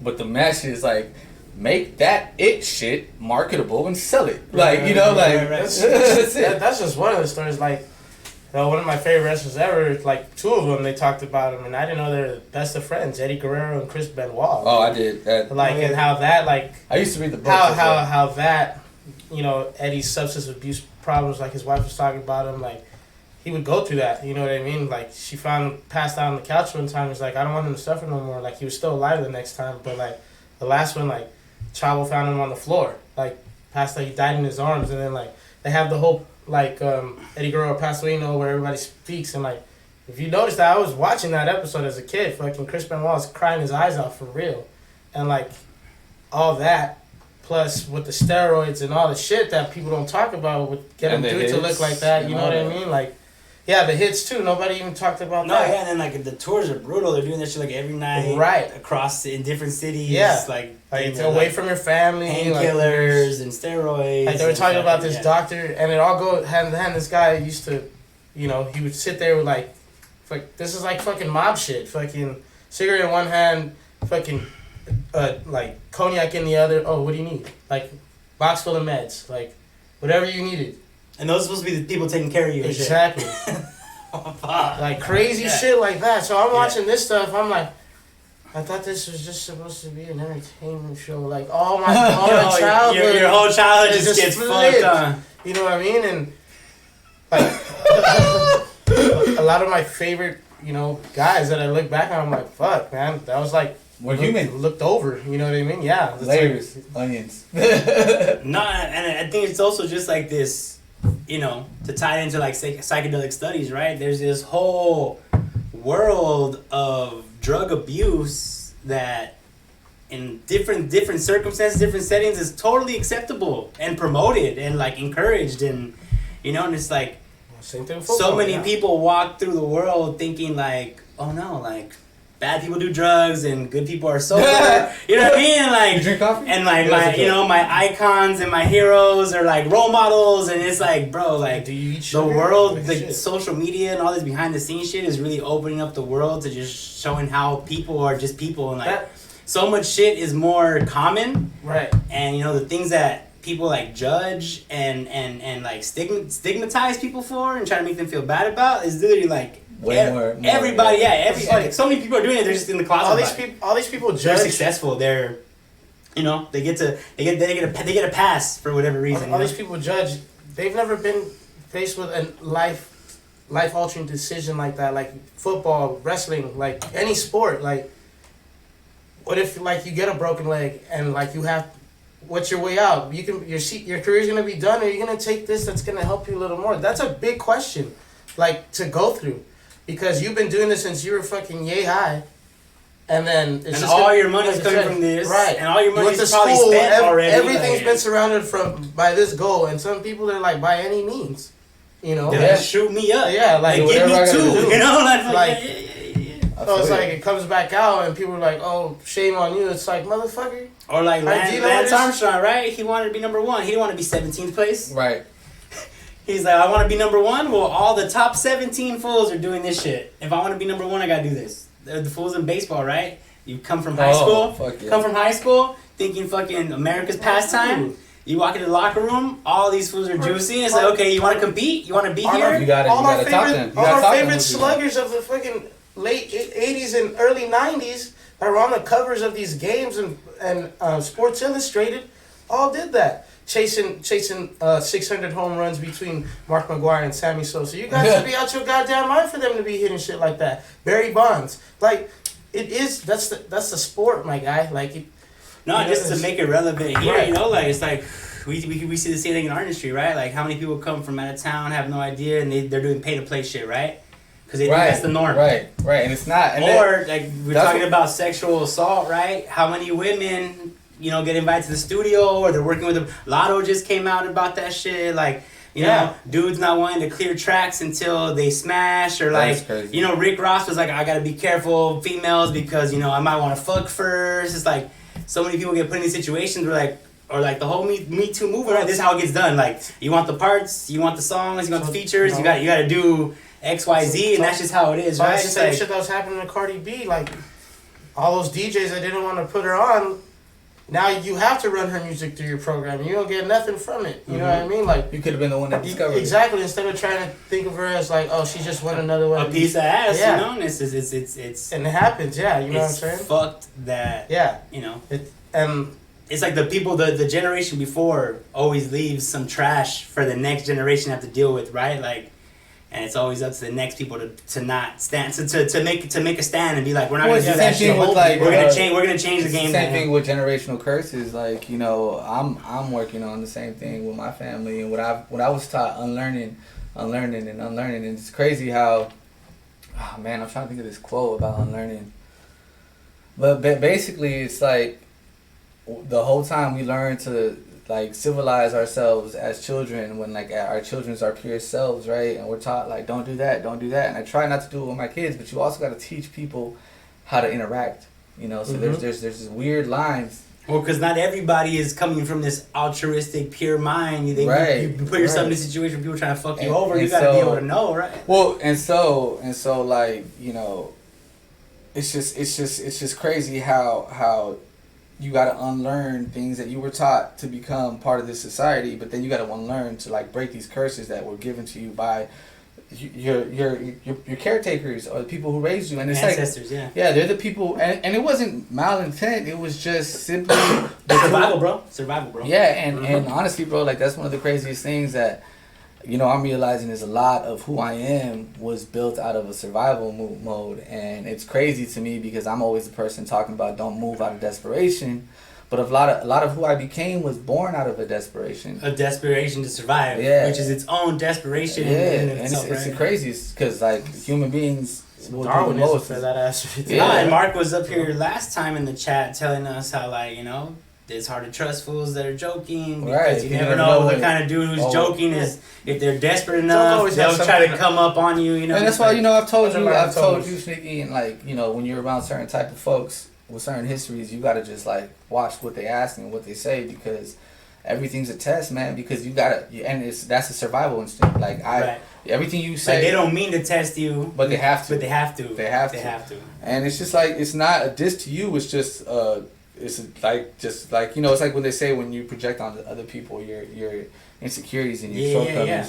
It's the same thing. Like I gotta make sure that you're okay for me to even talk to, for me to even have in this room. But I mean, like thankfully, I'm blessed to a point where, you know, my name carries weight. Right. Like, and also like I come from a upbringing or a tradition, an understanding, and an education of like you got to meet people where they're at. yes. You know, and just because people are acting a certain way doesn't mean that they're judging you or it has nothing to do with you. Like that's their way of being, you know. And you can't if you want to work with them and interact with them and collaborate with them, like you got to meet them where they're at. And Yeah, you can't you be did a good coming job. in like You telling did a them good how job to with live. that. You can't tell people how to live. Yeah. You can't tell them how to be. Like Yeah. people have their own experiences, and I try to meet people where they're at, you know, because it's like. You I used definitely did a good job with that with me. I used to be that guy who Yeah. someone took their time to come meet me where I was at and can lift me up, you know. So it's like Yeah, I mean, same here. I mean, I was an ignorant, you know, essay, very schooled in the ways of the hood as an essay, you know, even racist to a point, you could say. like internalized shit that you didn't even know you were doing, like microaggression type Right, shit. yeah, and you know, I was brought out of that by a mentor, Smurf, who really put me on, saved my life through hip hop. You know, hip hop saved my life, and I always say that because it really did. People know how my mind works, and I could have really been out here doing some crazy shit. You know, as it is, I was already crazy, even with that. So, you know, it's crazy unlearning and becoming a better person, even at a societal level. So like, we are trying to make the world a better place. At the same time, we're fighting these ancient evils of, you know, like the people in power who wrote the victor. You know, the victor gets to write history. Histories and laws and And it's like I was just and loopholes. Who writes loopholes? Who I knows who knows how to use the loopholes? Yeah, like the fools who write the loopholes know how to use the loopholes. Well, it's like That's what they wrote them in the That's why they first wrote one. them in, bro. it's like all right, I have a car. Yeah. I know how to fix that car. Not the newer one, the Audis, but like I had my Benz. Not the computer one. Yeah, I know how The to. mechanical. My Benz and my Honda. I was taught the basics, you know, the basic stuff. I know how to fix those things. Now, would I want to fix it, or would I want to take it to somebody who that's their job? I'm gonna take it to somebody that's their job if I want it done right. I mean, there's multiple reasons, though, right? Because also your time is worth more. Right. It might be cheaper for you to go take it to someone, so that while you're dropping it off doing it, you're actually doing other things that are making you that are more valuable to you. Maybe not money, but more valuable to you. With your kids. Instead of fucking changing your own oil, you get to go to Disneyland with your kids while someone else changes your oil. Like, you know what I mean? Like, and it's just like the same thing. Like, yeah. So these people who wrote these loopholes, in the hood, it's a joke, you know. And don't fault me for this. I'm gonna say it. It's the saying in the hood: get you a good Jew lawyer. You know, my lawyer is not Jewish though, and he's a shit. But my lawyer is his lawyer, so also not Jewish. Get you, and what that means to me is get you somebody who understands the language of the people who write it. But I mean, Jewish people were also, you know, what's it called?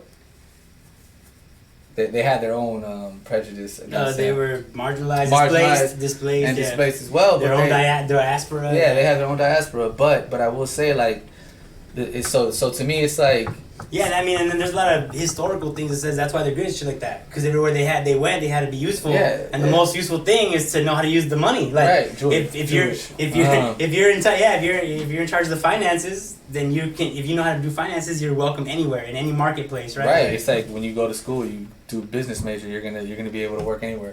But like my whole point is just like, if you don't know, to me, a good leader is one thing. Well, a leader is somebody who doesn't necessarily want to lead, but is asked to. Everybody on my team asked me to lead them. Another thing, a good leader is somebody who delegates.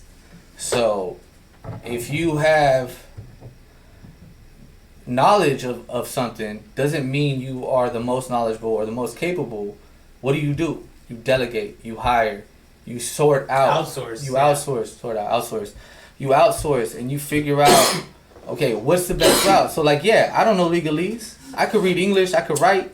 I understand law a little bit more than most people because of what my day job was or is and whatnot. But you think I'm going to go negotiate these contracts? Nah, man. I'm going to hire somebody who knows the language. Or we have the intelligence to sit there and learn it.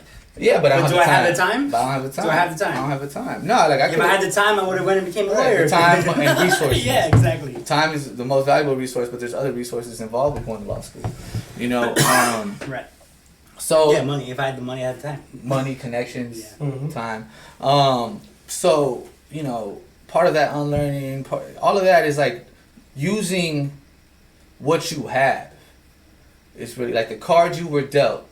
You know what I'm saying? The cards you were dealt, knowing how to flip that gram into an 8-ball, into a ounce, into a pound. You know what I'm saying? Like into something that's not illegal. Into something. Well, I could have been talking about gold. Oh shit! You know I don't sell gold, so I don't know. I don't know. I do. So get all your gold. No, but I mean, you did talk about the streets in the hood, so it's like most people assume. I was definitely thug nerd, obviously. I was on the same page. I was just talking shit, but no, yeah. And the thing is, like, that capability is a talent. You know, the math behind it. No, and I mean, sorry to interrupt, but using it just to like clear it up for everybody. Using that same logic, though, you can do anything, right? You can do it with T-shirts, you can do it with playing cards, you could do it. First thing I sold was T-shirts. Yeah, I mean, like, like literally, if you could find anything that you can get for cheaper and sell it for more and make that a fucking thing. Candy. That's your flip, you know, like it's flipping. That's your flip. Like, it could be anything if you know the fucking mathematics. If you know, you know, and the mathematics. What's today's mathematics? I don't know them. So don't come at me. No, but real spit though is it's just unlearning what you have to unlearn to make this world a better place. Cause I think it's two things we got to do when we come into this world: is make it a better place, leave it better than we found it, and inspire people to do the same.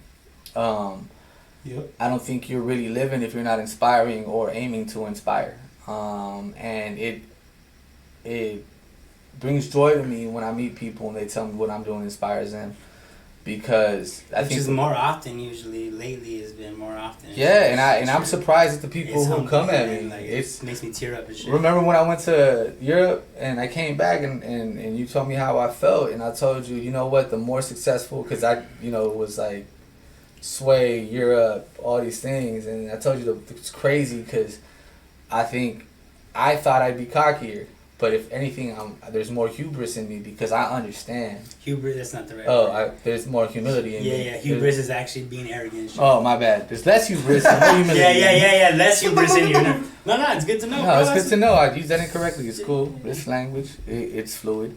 I mean, you're a rapper, bro. Yeah, exactly. When you say that shit in a bar, you better know what you're saying. Even though, never mind. No, he's right. No, but you were right. You checked me. Thank you. No. Fuck yeah.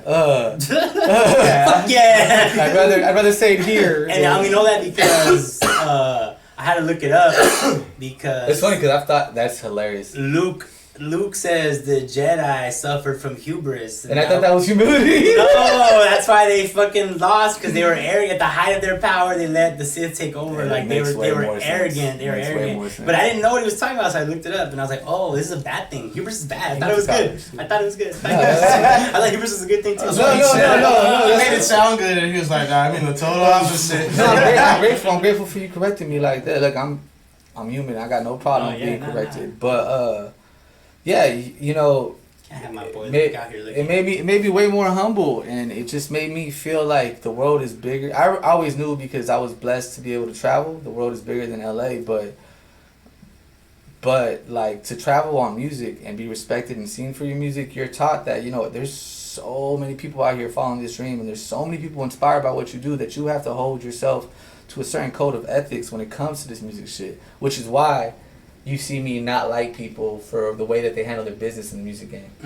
You see me keep myself away, and even when people work with people that I actually respected and loved, I have to start distancing myself. It's not because I'm an asshole. It's simply because, to me, hip-hop is the voice of the oppressed. And if you're in hip-hop and you're oppressing people who are trying to express themselves, you're doing the whole culture a disservice. You are Babylon. Yeah, you are that. You're the Persians to the Greeks. You know what I'm saying? You're uncivilized. And I think that's the perfect segue into, like, you know, one of the best ways to, you know, unlearn and relearn and learn new shit is to, like, surround yourself with good people who are on that same path, you know, and to realize when your tribe will find you. And this is one of the tragedies of the hood, right?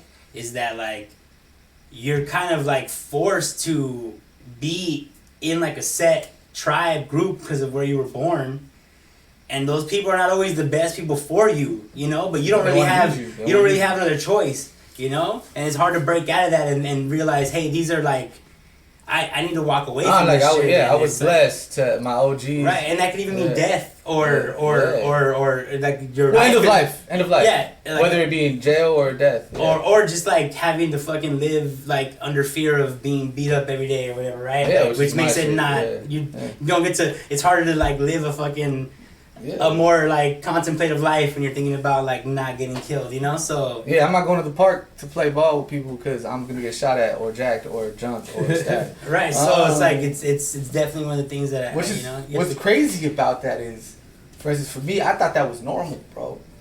So when I started meeting people in like my wife's family or other people in the world, and I tell them, you know, things I went through, they're like, "How old were you?" I was 15. And it wasn't for lack of my parents being good parents. They're amazing parents. You know, my mom. No, that's just the world we live in. But you know, she was working. That's just the world we live in. It's like, what is she gonna do? Watch me every day? Watch me all day? All day, every hour of every day? It's not possible. But she, you know, I'm lucky that I was blessed with the tools to navigate, adapt, and survive in the hood, dog. Because not everybody was. I mean, there was. And now you're lucky to be able to say, hey, these things no longer serve me. Right. And I'm going to discard them now. I'm trying to discard. I'm trying to unlearn what, you know, these hands, they did a lot of dirt, but now I'm trying to clean them. I'm trying to clean out the cuticles. I'm trying to not use them for weapons anymore. You know, I'm trying to use them for weapons of action to tools change. Of build. These no longer destroy, they build. And you got to destroy sometimes to build, but I've done enough destruction. It's like Thor's hammer.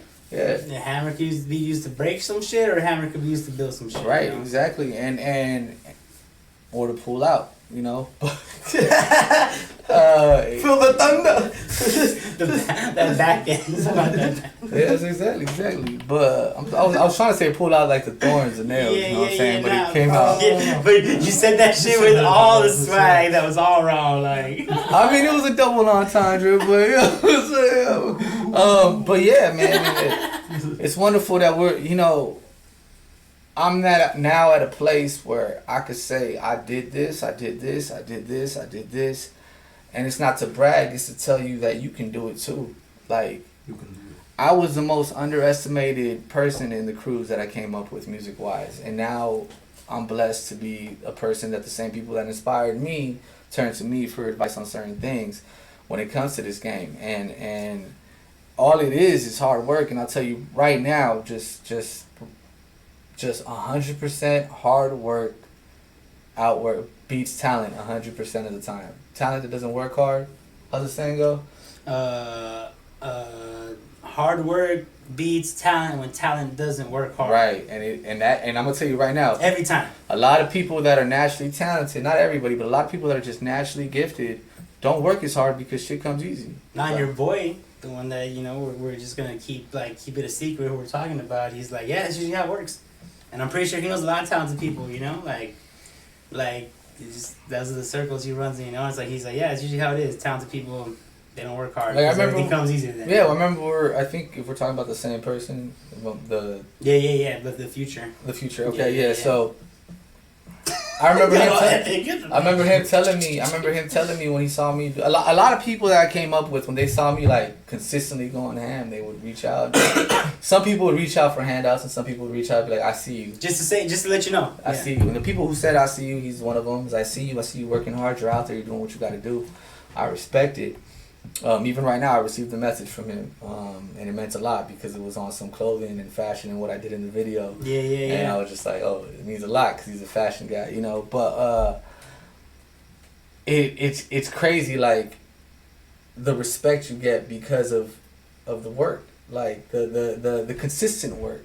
It's not. It's really.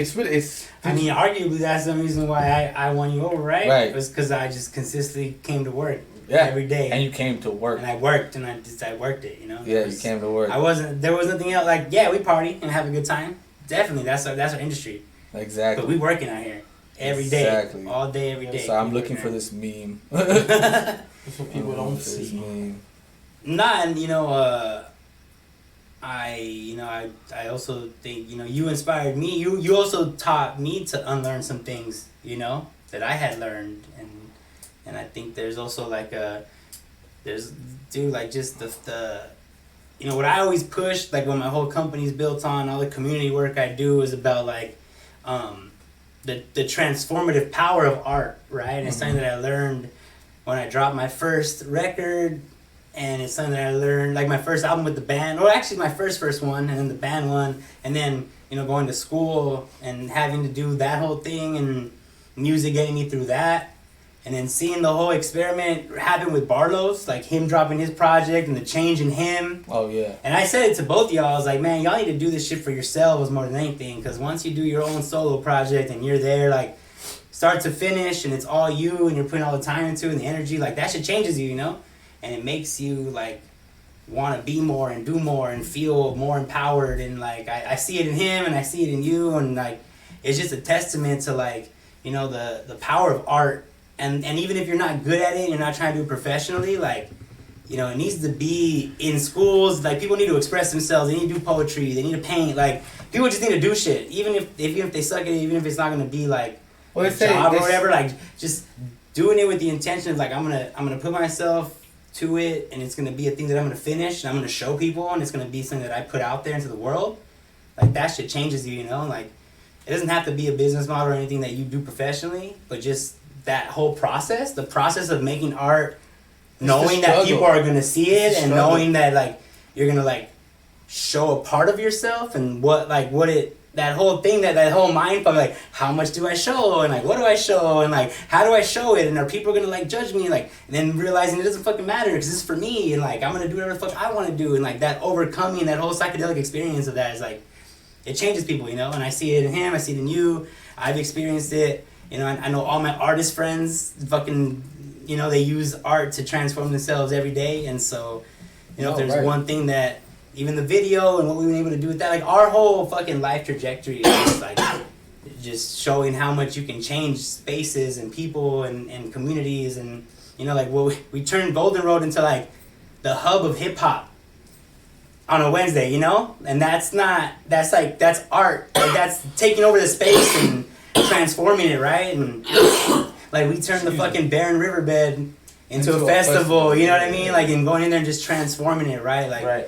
you could take a fucking barren warehouse You and could make it take into a a complete experience. You take a and, dive bar and make it into a festival like 6 East, right? right, yeah. Oh yeah, take a fucking little room in the parking lot and turn it Yeah. into a whole fucking gathering of community, you know? Right. Just by putting the art there and the intention and the business and the food and the vendors and everything coming together, and it's like, I think like more people are seeing it now with whole like COVID pandemic, Right. like how much art, you know, music and shows and Netflix and streaming that got them through it. And I think like, you know, if we have like an undercover mission that we're doing, is to like bring that shit back to society, like Right. I mean, me art. too. I mean, get No, we inspired know, to yeah, rebirth, yeah, you yeah. know. Yeah, man. If you could save one life, it was all worth it. So like, Facts. you know, and even if that's your own life, that's even if you could save one life, even if it's your own, save that. And I will shit. say, like, you know, man, Did you capture it? to let it slip. Dun. And man, like, yeah, hip hop's like, y'all know how important hip hop is to me. You know what I'm saying? Like, it's literally like a thing that you are. You know, even if you became it, you are it now, and it's not. Or like you said, it was always there, right? It's Yeah. everything, right? You just may not notice it, didn't and you might not recognize embrace it. it, you know? And you know, I love hip hop, and I used to say it in my earlier stuff, and people were like, "You always talking about hip hop," and I'm like, You don't get it, "You dog. should." Like, I remember one of my first lines, "I love you, hip hop, and I will not stop." Like, I meant that. Like, one of my first verses, I just did it for Biggie Sing, was like, "Hip hop, it's like it's my life, like my first wife." Laying with her when I laid the mic. Like, I always talked about it like that, you know. It was always like, to me, even like recently in my darkest times, the one thing that was always there for me was hip hop. So like, from my darkest times as a kid to my darkest times now, like, how can I not be in love with hip hop? You know, I used to love her. By Common is like a song that I love to listen to because it breaks down hip hop like a woman, and to me it really is. She's the love of my life. You know, she was before I even knew who she was. And so when people discredit or disrespect the culture, it does something to me. And I'm not like a purist. I believe that everybody has their own version of hip hop and authenticity. So like, it is what it is. But when you're not helping other people just to come out on top, it's a problem. Like, I've had conversations about what I did for my boy right here, Barlos, and like, well, you don't get this credit, and I'm just like, I didn't do it for the credit. If I did it for the credit, then I did it for the wrong reasons. What I did it for was to see the potential in somebody that wanted to use their voice for something positive, and I helped them. So like, if all I do is give somebody a voice or a platform to use their voice, then I'm successful. You know, and one of us here, we make it, we all make it. And I want that to be true for everybody from where we're each from. You know, and I think that was a lot of the best artists in the world in hip hop. That's why, you know, they were so respected, because they made it out of a place where a lot of people didn't make it from. And it felt like all of them made it. You know, and No, and they went back. I mean, the ones that matter went back and they built up other artists, and Right, they brought other people right. with. They took other people on tour. They, you know, I mean, everybody they came has a back team. and throw shows. Like, you everybody know, has a team, bro. Even if it's just you and your friends that make it out the hood, and you put everybody on. Think about the families of those friends that you put on and how they're eating and living better. Well, that was like all the people that Run DMC took, right? Right. They took their Yeah. whole fucking block with them and shit, right? And it's just like, or their whole building, whatever. it's not always capable. There's not always the capability of doing so, but like, it's a beautiful thing. Like, hip hop is really beautiful, and I mean, part of like unlearning the damage is like, I really feel like those people that out there that are pimping the game, Like, good for you, you're eating at the end of the month, but like, at what cost? I made sure that I didn't have to use hip hop at a point to sell myself out or to sell the culture short, that I could provide for myself without that. But yeah, I want what hip hop brings when you do reach that fame, but that's not what I'm in it for. So I think that sustainability, longevity, you know? Yeah, and I think, you know, Kendrick Lamar says in one of the songs, you could see the long grind. Like, I'd rather be successful in 15 years and keep that success for the rest of my life than be successful overnight and lose be it. gone in 5 years, you know? Yeah, so. Nah, and actually, I had a crazy moment today, you know. I was tracking Catch Me If You Can. Mm-hmm. You know, that's like it gets technical with the double time. And we had just laid the hook down, so I had just done the hook and, you know, singing all the layers and everything, and I was like, fuck it, let's do the verse, you know, and I killed it on the first take, to the point where, like, Sesh looked back at me, like, he looked back at me like this, and I looked at him, and, like, I just started tearing up, and we heard it back, and just, like, I heard myself, and I just believed myself so much, like, it just felt so, like, it felt so surreal that it sounded that good, you know, on the first take, and, like, obviously there was like some pronunciation shit that we went back, but I actually had to tell that fool, like, yo man, like, you gotta like sequence some other shit, like, you gotta give me a minute, you know, because it was just like overwhelming, like how far I had come to do like something that technical, basically cold, you know, on the first run, and just like nail it to the point where the guy who fucking points out all the nitpicky shit was like, I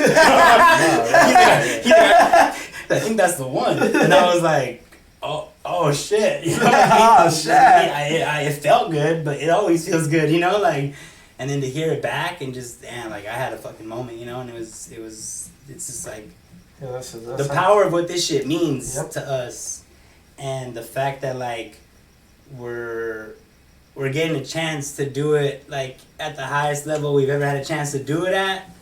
And in a time when it's like the most accessible for people to hear it, it's a beautiful thing, man. Like, I feel so blessed and like grateful, and I appreciate you guys every day, and like I'm excited. Like I be bumping your shit for people, and I be playing it when my DJ sets, and like I see people rocking, and I see people tripping out. Like, yo, Barlos did that shit, you know, and like I've showed like my scratch shit to people, and they're like, well, you know, and people that I actually respect their opinion, you know, like not just like yes men and homies and haters and shit. And I hear your shit, and like, fuck, man, people have no idea like the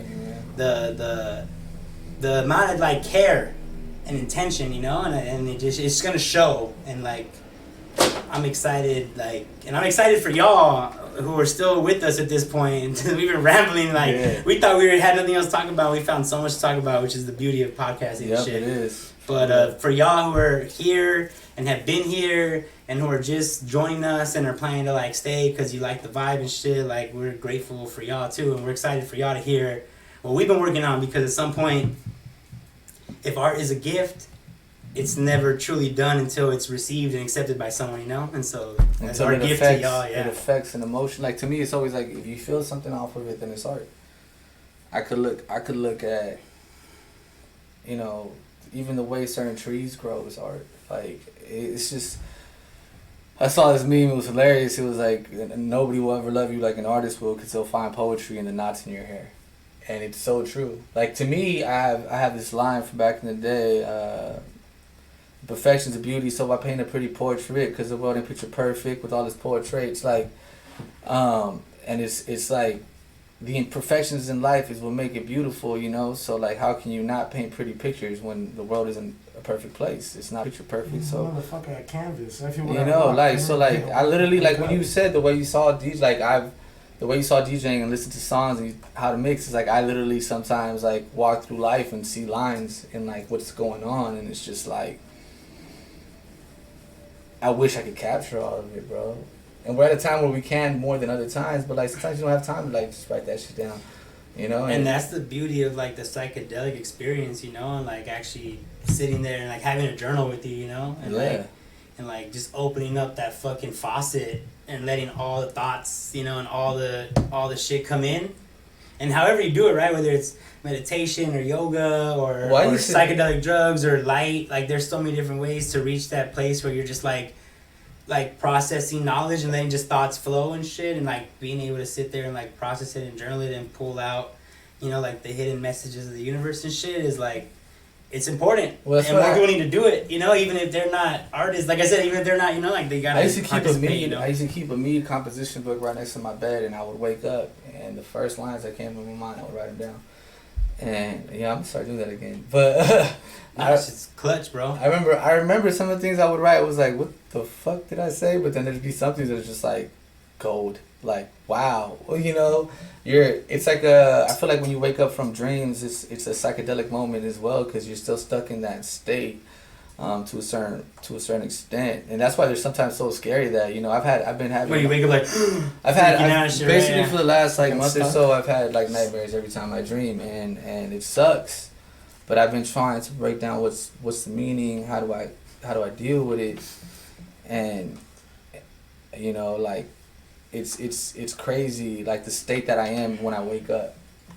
You wake up crazy anyway, so I can imagine but from those nightmares, I don't wake up crazy. I wake up calm and like as if I'm in like reaction mode. Well, today, you know? Sesh asked me how I was doing when I woke up. When I showed to the studio, he's like, "How you doing?" And I was like, "Oh, grab me a beer, yeah." I was like, "I'm living the dream," and he's like, "Yeah, bro. Every day, even when it sucks, it's still part of the dream. It's called nightmare."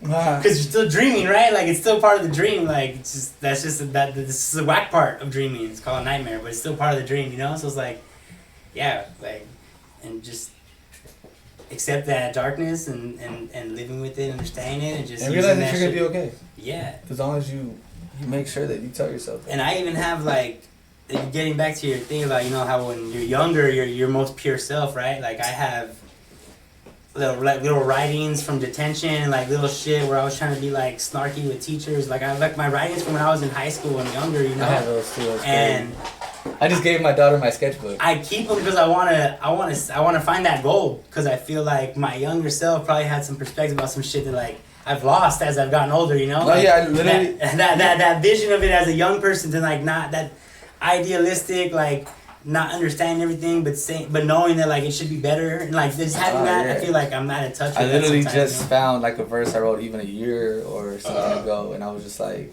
that was so pure. It was something that I probably wrote not thinking anybody was gonna hear. Right. You know. And it was like your most real self that you're never gonna show anybody. Yeah, and I mean I feel like I've always been a hell of a writer, quickly, composition wise and poetry wise, but now I think that I've tapped into the state where like I don't give a fuck what you think. I'm gonna tell you how I feel, and if you connect, you connect, and if you don't, disconnect. It's a simple thing. But I feel like I have glimpses of tapping into that, and that was one of those glimpses. Well, I felt like once I met y'all, and I got my like rapper card, and I didn't feel like I had to prove myself to anybody anymore, because I was like, the only fools that matter are the fools in my crew. Like, as long as they think I'm dope, that's it, right? That's the only validation I need, right? If these fools are telling me I need to get better, then I'll but if anybody else, you know, I'm not really gonna, I'm a grain of salt shit. I feel like now it's like, I don't even care what I say. Like, I'm just trying to catch a vibe. Like, I want people that hear my music to feel something, and like, I want it to transcend language in a way, you know, where it's like, obviously, still a lyricist, the words are always gonna matter, but at some point, like, I think you've honed that skill so like Tim Grover, yeah, the guy who I talk about a lot, Relentless, he trained Jordan and Kobe and D-Wade. Yeah. He said that he teaches athletes to not think. Right. So I think that's part of where I'm at. That's part of why I would write so fast, because I wouldn't think, right? Mm-hmm. But now I've gotten to a point of not thinking where it's like, not only am I writing fast, but the intention is there. The shit you wouldn't normally have to think about to put there. Exactly, and I think that's where you're at now. Like, I think that you're there, you're at the point where it's like, I don't have to think about it because I'm going to talk about it regardless. You know what I'm saying? Right, like the story's already there. It's already written. I might not know it, but when it comes out, I'll find it because it's there already. Like, to me, the beats talk to me, but I can write an acapella. and give you a story. You know what I'm saying? Give you something dope. But I mean, when I get high level Buddhist, it's like I was always those beats. I was always gonna find those beats. I chose those beats even before I found them. Right. Yeah. So like the shit was already written before it was written. You know, like, it was written. It's already there Nah. in the ether. We're just pulling it out. Well, that's back to the source code shit that I said. When you freestyle, you're not really, you just a conduit. Yeah. It's just open shit. Just Like a conduit. you're just plugging up, and it's just like And you know, that's how I would get synesthesia. I would just plug in and see colors instead of sounds. Like words were colors. That's what the guy Batiste said about. He said, I use this as spiritual guidance, and like it's the music that you make. It already has a radar for somebody, and it goes and finds them, and it's like, thank you, bro. Like, thank you. That's you just make what feels true, Right. And whoever's it meant for it, it's gonna find them, right? Like, that's a lot of the topics I was talking about. Is that? It's like, But I mean, it's try know? telling that shit to an up and coming artist who's trying to pop, and have them try telling it to someone who hasn't done it before, and telling them like, yo, man, like, don't worry about it. Like, it's gonna. Yeah, well, it's like, Well, I it's think like my school sister shit, told you me know? the realest shit, bro. She told me, we talking about how being out in the world and all this shit, and like, you know, how sometimes I just want to be, like, I'm an extrovert to a lot of people. A lot of people think that I like to be out there, but I don't. I like to be home. I like to be in bed watching movies and cuddling, and I'm that dude. Like, I like to, like... You're a homebody. If you could be. If it were up to me, if I had all the money in the world, bro, I'd be on vacations, seeing the world and beautiful things. With your family and shit. With my family. Experiences. And I'd be at home when I'm not doing that, like chilling. But that's not the reality I In your live in. pool, fucking grilling. Exactly. Like, But home life. Like, I'm Playing stage PlayStation. fright as hell. You know, yeah. I'm stage fright as hell. But like, I get through it to perform because it's the necessity for what I love. You know, and The shit is fun, man. it's fun. It's fun to me, but I have to get there. You know what I'm saying? Like, I'm still always scared to get on stage. Well, y'all know that day is like, it's like going. I just take it like going into a game. Nobody talk to me. Like, let me settle in my brain. Yeah, I just don't have that. I don't really always have that. That's just how it always what's it called? works. That luxury. Nah, yeah, I'm the opposite. I crave that shit.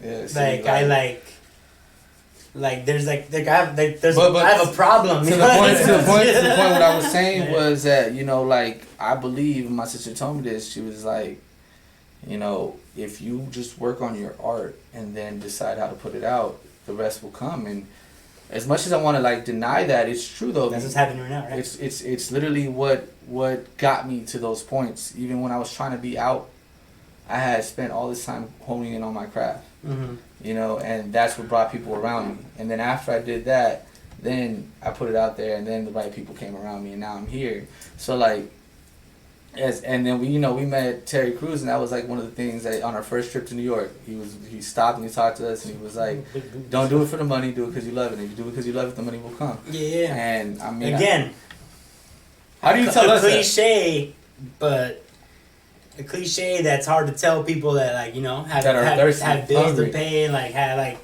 but I think want to be able to live off this shit, you know, like they want to be able to like. It's also the intention. This is the life you want, you know. I think that's part of what differentiates me from so many other artists that we know is that, and you, like, we put ourselves in positions to eat and live at a level that we enjoy already without the music. Mm-hmm. And that doesn't mean that I have a plan B or that this isn't the plan A or whatever the fuck that. But it just means that I'm capable. But that little box is checked already, so Yeah. we have a little bit more freedom to do whatever the fuck because we we want. did our grown man shit. And like a lot of people used to hold that against me, and now I'm just like those same people falling off. So what? Nah, and like, took honestly, like, you know, yeah. no one really took me serious till I came back from school. Yeah. And nobody took me serious until I was on Sweat. And honestly, like, you know, I don't blame them. You know what I mean? Like, let's just be real. Like, you know, I probably wasn't the most serious dude before I fucking went off and figured out, like, responsibility and shit. Now, shit. You know what I'm saying? And, I mean, again, can you blame them? No. But are you holding it against them? Also, no. Does it fucking matter? Also, no.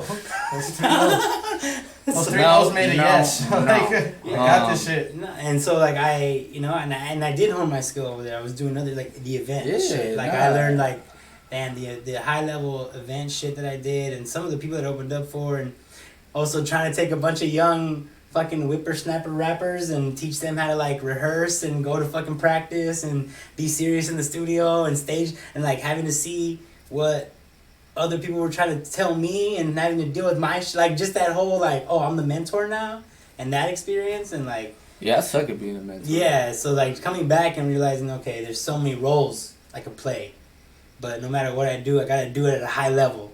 Higher frequency. You know what I mean? Like everything's gotta be high level, and that's why like that should be getting in the way sometimes. And it's definitely like it's a gift and a curse. To me, I always strive for that high level. My biggest blessing, I think, was always being family oriented and how my family, my grandfather, rest in peace, how he was always about building other people up and building his empire, but also helping other people build their empire. So I always knew in my heart that, it's that saying, if you want to go fast, go alone. If you want to go far, go with the team. I always knew that the strength would come in a tribe. And even when my tribe fell apart, like I said, the universe will provide. My new tribe came up, and I mean, everything happens for a reason. Some people come in your life to teach you a lesson, but I was just blessed in the fact that, like, somebody told me today, like, they're like, damn, you knew at 12 that you wanted to be a rapper. And I was like, yeah, I did. Did I, Were you constantly making moves towards that goal? Probably not. I mean, I was until a certain thing happened in my life, but I mean, I manned up and I handled that part like I had to handle it. And I took my break and I came back, but... Well, that's even more impressive then, because at 12, like, I don't know what the fuck I was doing. It definitely wasn't music, like, it wasn't music at a high level. Like, I mean, it wasn't at a high level yet, but I knew that that's what I wanted to do, and it's kind of a beautiful thing to always know what your end goal is. Like, I want to be a rapper. Now I am a rapper. I'm a pro rapper. I've been paid to rap, right? I got dropped, like. No, that's definitely a blessing. Realizing like this is what I'm gonna do, and I have to. But I don't understand people who don't have that, so it fucks with me sometimes when I meet people who have nothing else but like, wake up, go to work, come home, go to sleep, get drunk in between. Like, I don't get that shit, dude. But honestly, like, that's like most people, probably. Yeah, to most people, we're crazy, and it's not their fault. It's not their fault, And again, like, I think like it's. And I feel a certain way about this because I've literally had this conversation where people have told me like, oh my God, you're so lucky, like, you know what you want to do, like. And I hate it when you call me lucky. You're fucking, you're like, you're focused, you're putting everything into that, like, I wish I had that. And then I literally try to turn back and like, okay, so what do you like to do? Like, what is your thing that you like to do when you're not doing other shit? And, like, a wide range of answers, but for the most part, like, I think people haven't like done that self-questioning, self-evaluation. They live according to, I don't know if it is Aristotle, Socrates, or whoever, like the most, they live the wackest life, which is the uncontemplative, right? The unthoughtful life. Like, they don't think about, they haven't actually, the unexamined life. They haven't looked at their life and been like, okay, like, what do I enjoy? What do I like? What do I do? Like, so many people are stuck in this, like, I gotta make money, I gotta get an education, I gotta get a job, I gotta get a house, I gotta start a family, they have all these check boxes. And it's not until they're like, okay, all this shit's figured out, now I'm gonna figure out what my life is about. And that's at 40, 50, 60. I mean, and that's you're never too old, but at that point, it's like, people are like, I don't have the time, I don't have the resources, I'm not young enough, like, I have kids now, I have this, I have a mortgage, like, many things come into play at that point where it's like, it's almost like they talk themselves out of that shit, like, they're like, well, first I'm gonna take care of this shit, and then I'm gonna do that, and by the time they get there, they're like, you know what, now it's too late, so fuck it, I'm just gonna live this life that I already lived. But maybe we're insane, but that's what makes us great. Like there's a thin line between genius and madness, and I just in terms of that we just vibrate on a higher frequency. I don't want to say it's a higher frequency. I definitely believe it though. All I'm gonna say is that that's the way I look at it. To have knowledge of self is to have knowledge of the universe, and I feel like a lot of people that don't take the time to self-realize don't get to do things that other people that do. I have to keep it 1,000,000 though, because all my people know that's what I do, right? And I'll sit here and tell you that sometimes to wake up and not have someone else tell you what the plan is, and to not have waking up and knowing, hey, I gotta be at work by 8, and when I get there, I already know all the shit that I have to do today because someone else set my agenda for me.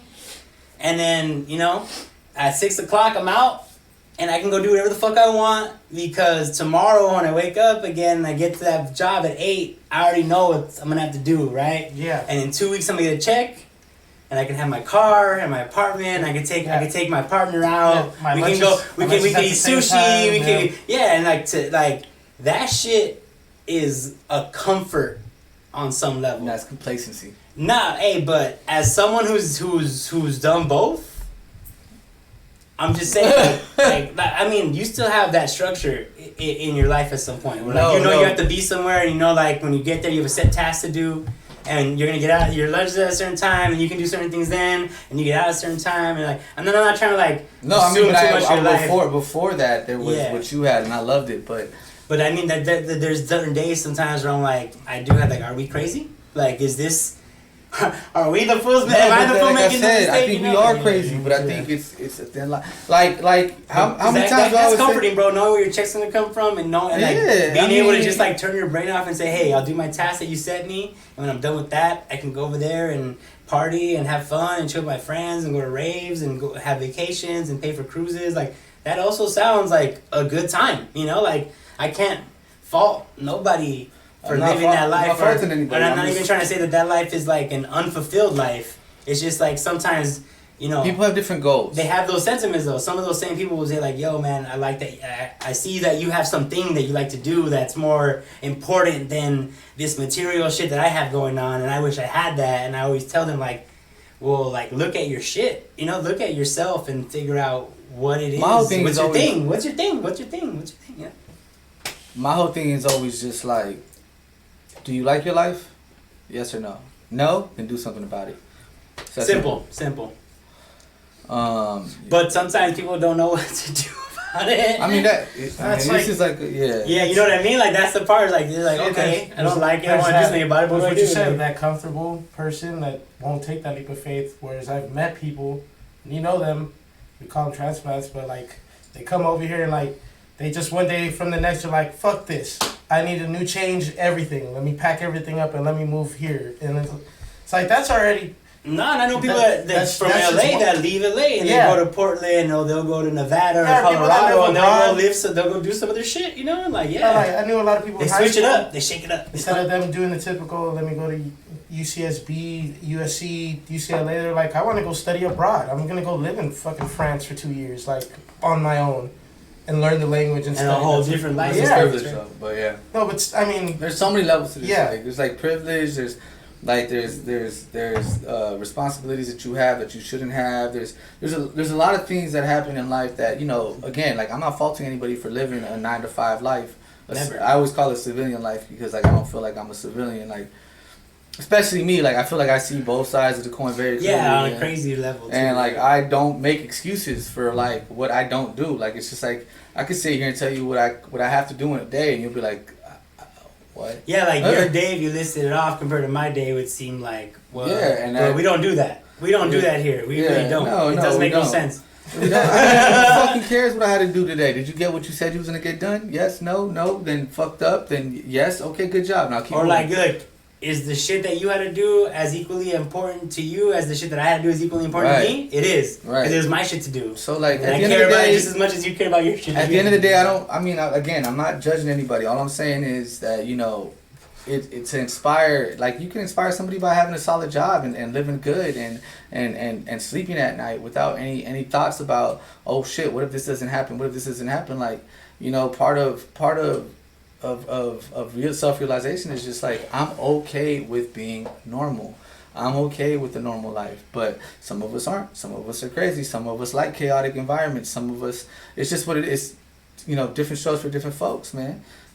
Yeah, I mean, at the end of the day, like, again, I just had to keep it 1,000 because I in the past, I've been known to paint this fucking artist entrepreneur life to be this fucking, oh, this is the fucking end all be all, everybody should do it, and it's like, people have checked me like, yo man, like, some people just like having a job, like, some people are happy with their lives the way they are, and everybody has to have a business or fucking have a side project or like be on some, like, I want to be independent of the system, some people like living like that, and like, who the fuck am I to tell them that their fucking idea of a good life is not. Like, I'm nobody to tell them that, you know? Some people's idea of their life is, I work hard, I have a place that I can rest I'm my the head fucking at. manager of Yeah, some so shit, and I run shit, and I'm a boss in my own right, and I get to buy all the shit I want. I live the life I lead. Yeah. I go in my house, I can kick off my shoes, I can walk around butt naked if I wanted to, but it's in my house that I paid for with this regular smuggler job. Yeah, that's what, you know, other people look at, and it's like, just to wrap it up, it's just crazy how everybody lives, you know? You look at it from one angle, but you have to see the other side of the street as well. No, and lucky for us, we get to live the life that we live, where we just put out this fucking amazing music video that we just shared with y'all live on a premiere. Had people in the chat, people responding, had people that have been waiting for it, had people come out in it, and like, again, all of this to say thank you and stay in touch, and we'll be here every Monday night, 9 p.m., 9-ish, technical difficulties and all, until it's all fucking perfect, because we're always striving to be better. And stream Barlito's way. Be on the lookout for all the future shit. Follow all of us on Instagram, and you can just go to MMUpClan. You can find all of us right there. At FaceVsit on all social medias and DSPs. At BarlosGotBars 47 on all social media and musical platforms. And I am official Shneaky, SHNEAKY. Follow me on everything, and we are out. Double the buckets and double the Dutch. Double it up. Okay. Double the buckets and double the Dutch. Double it.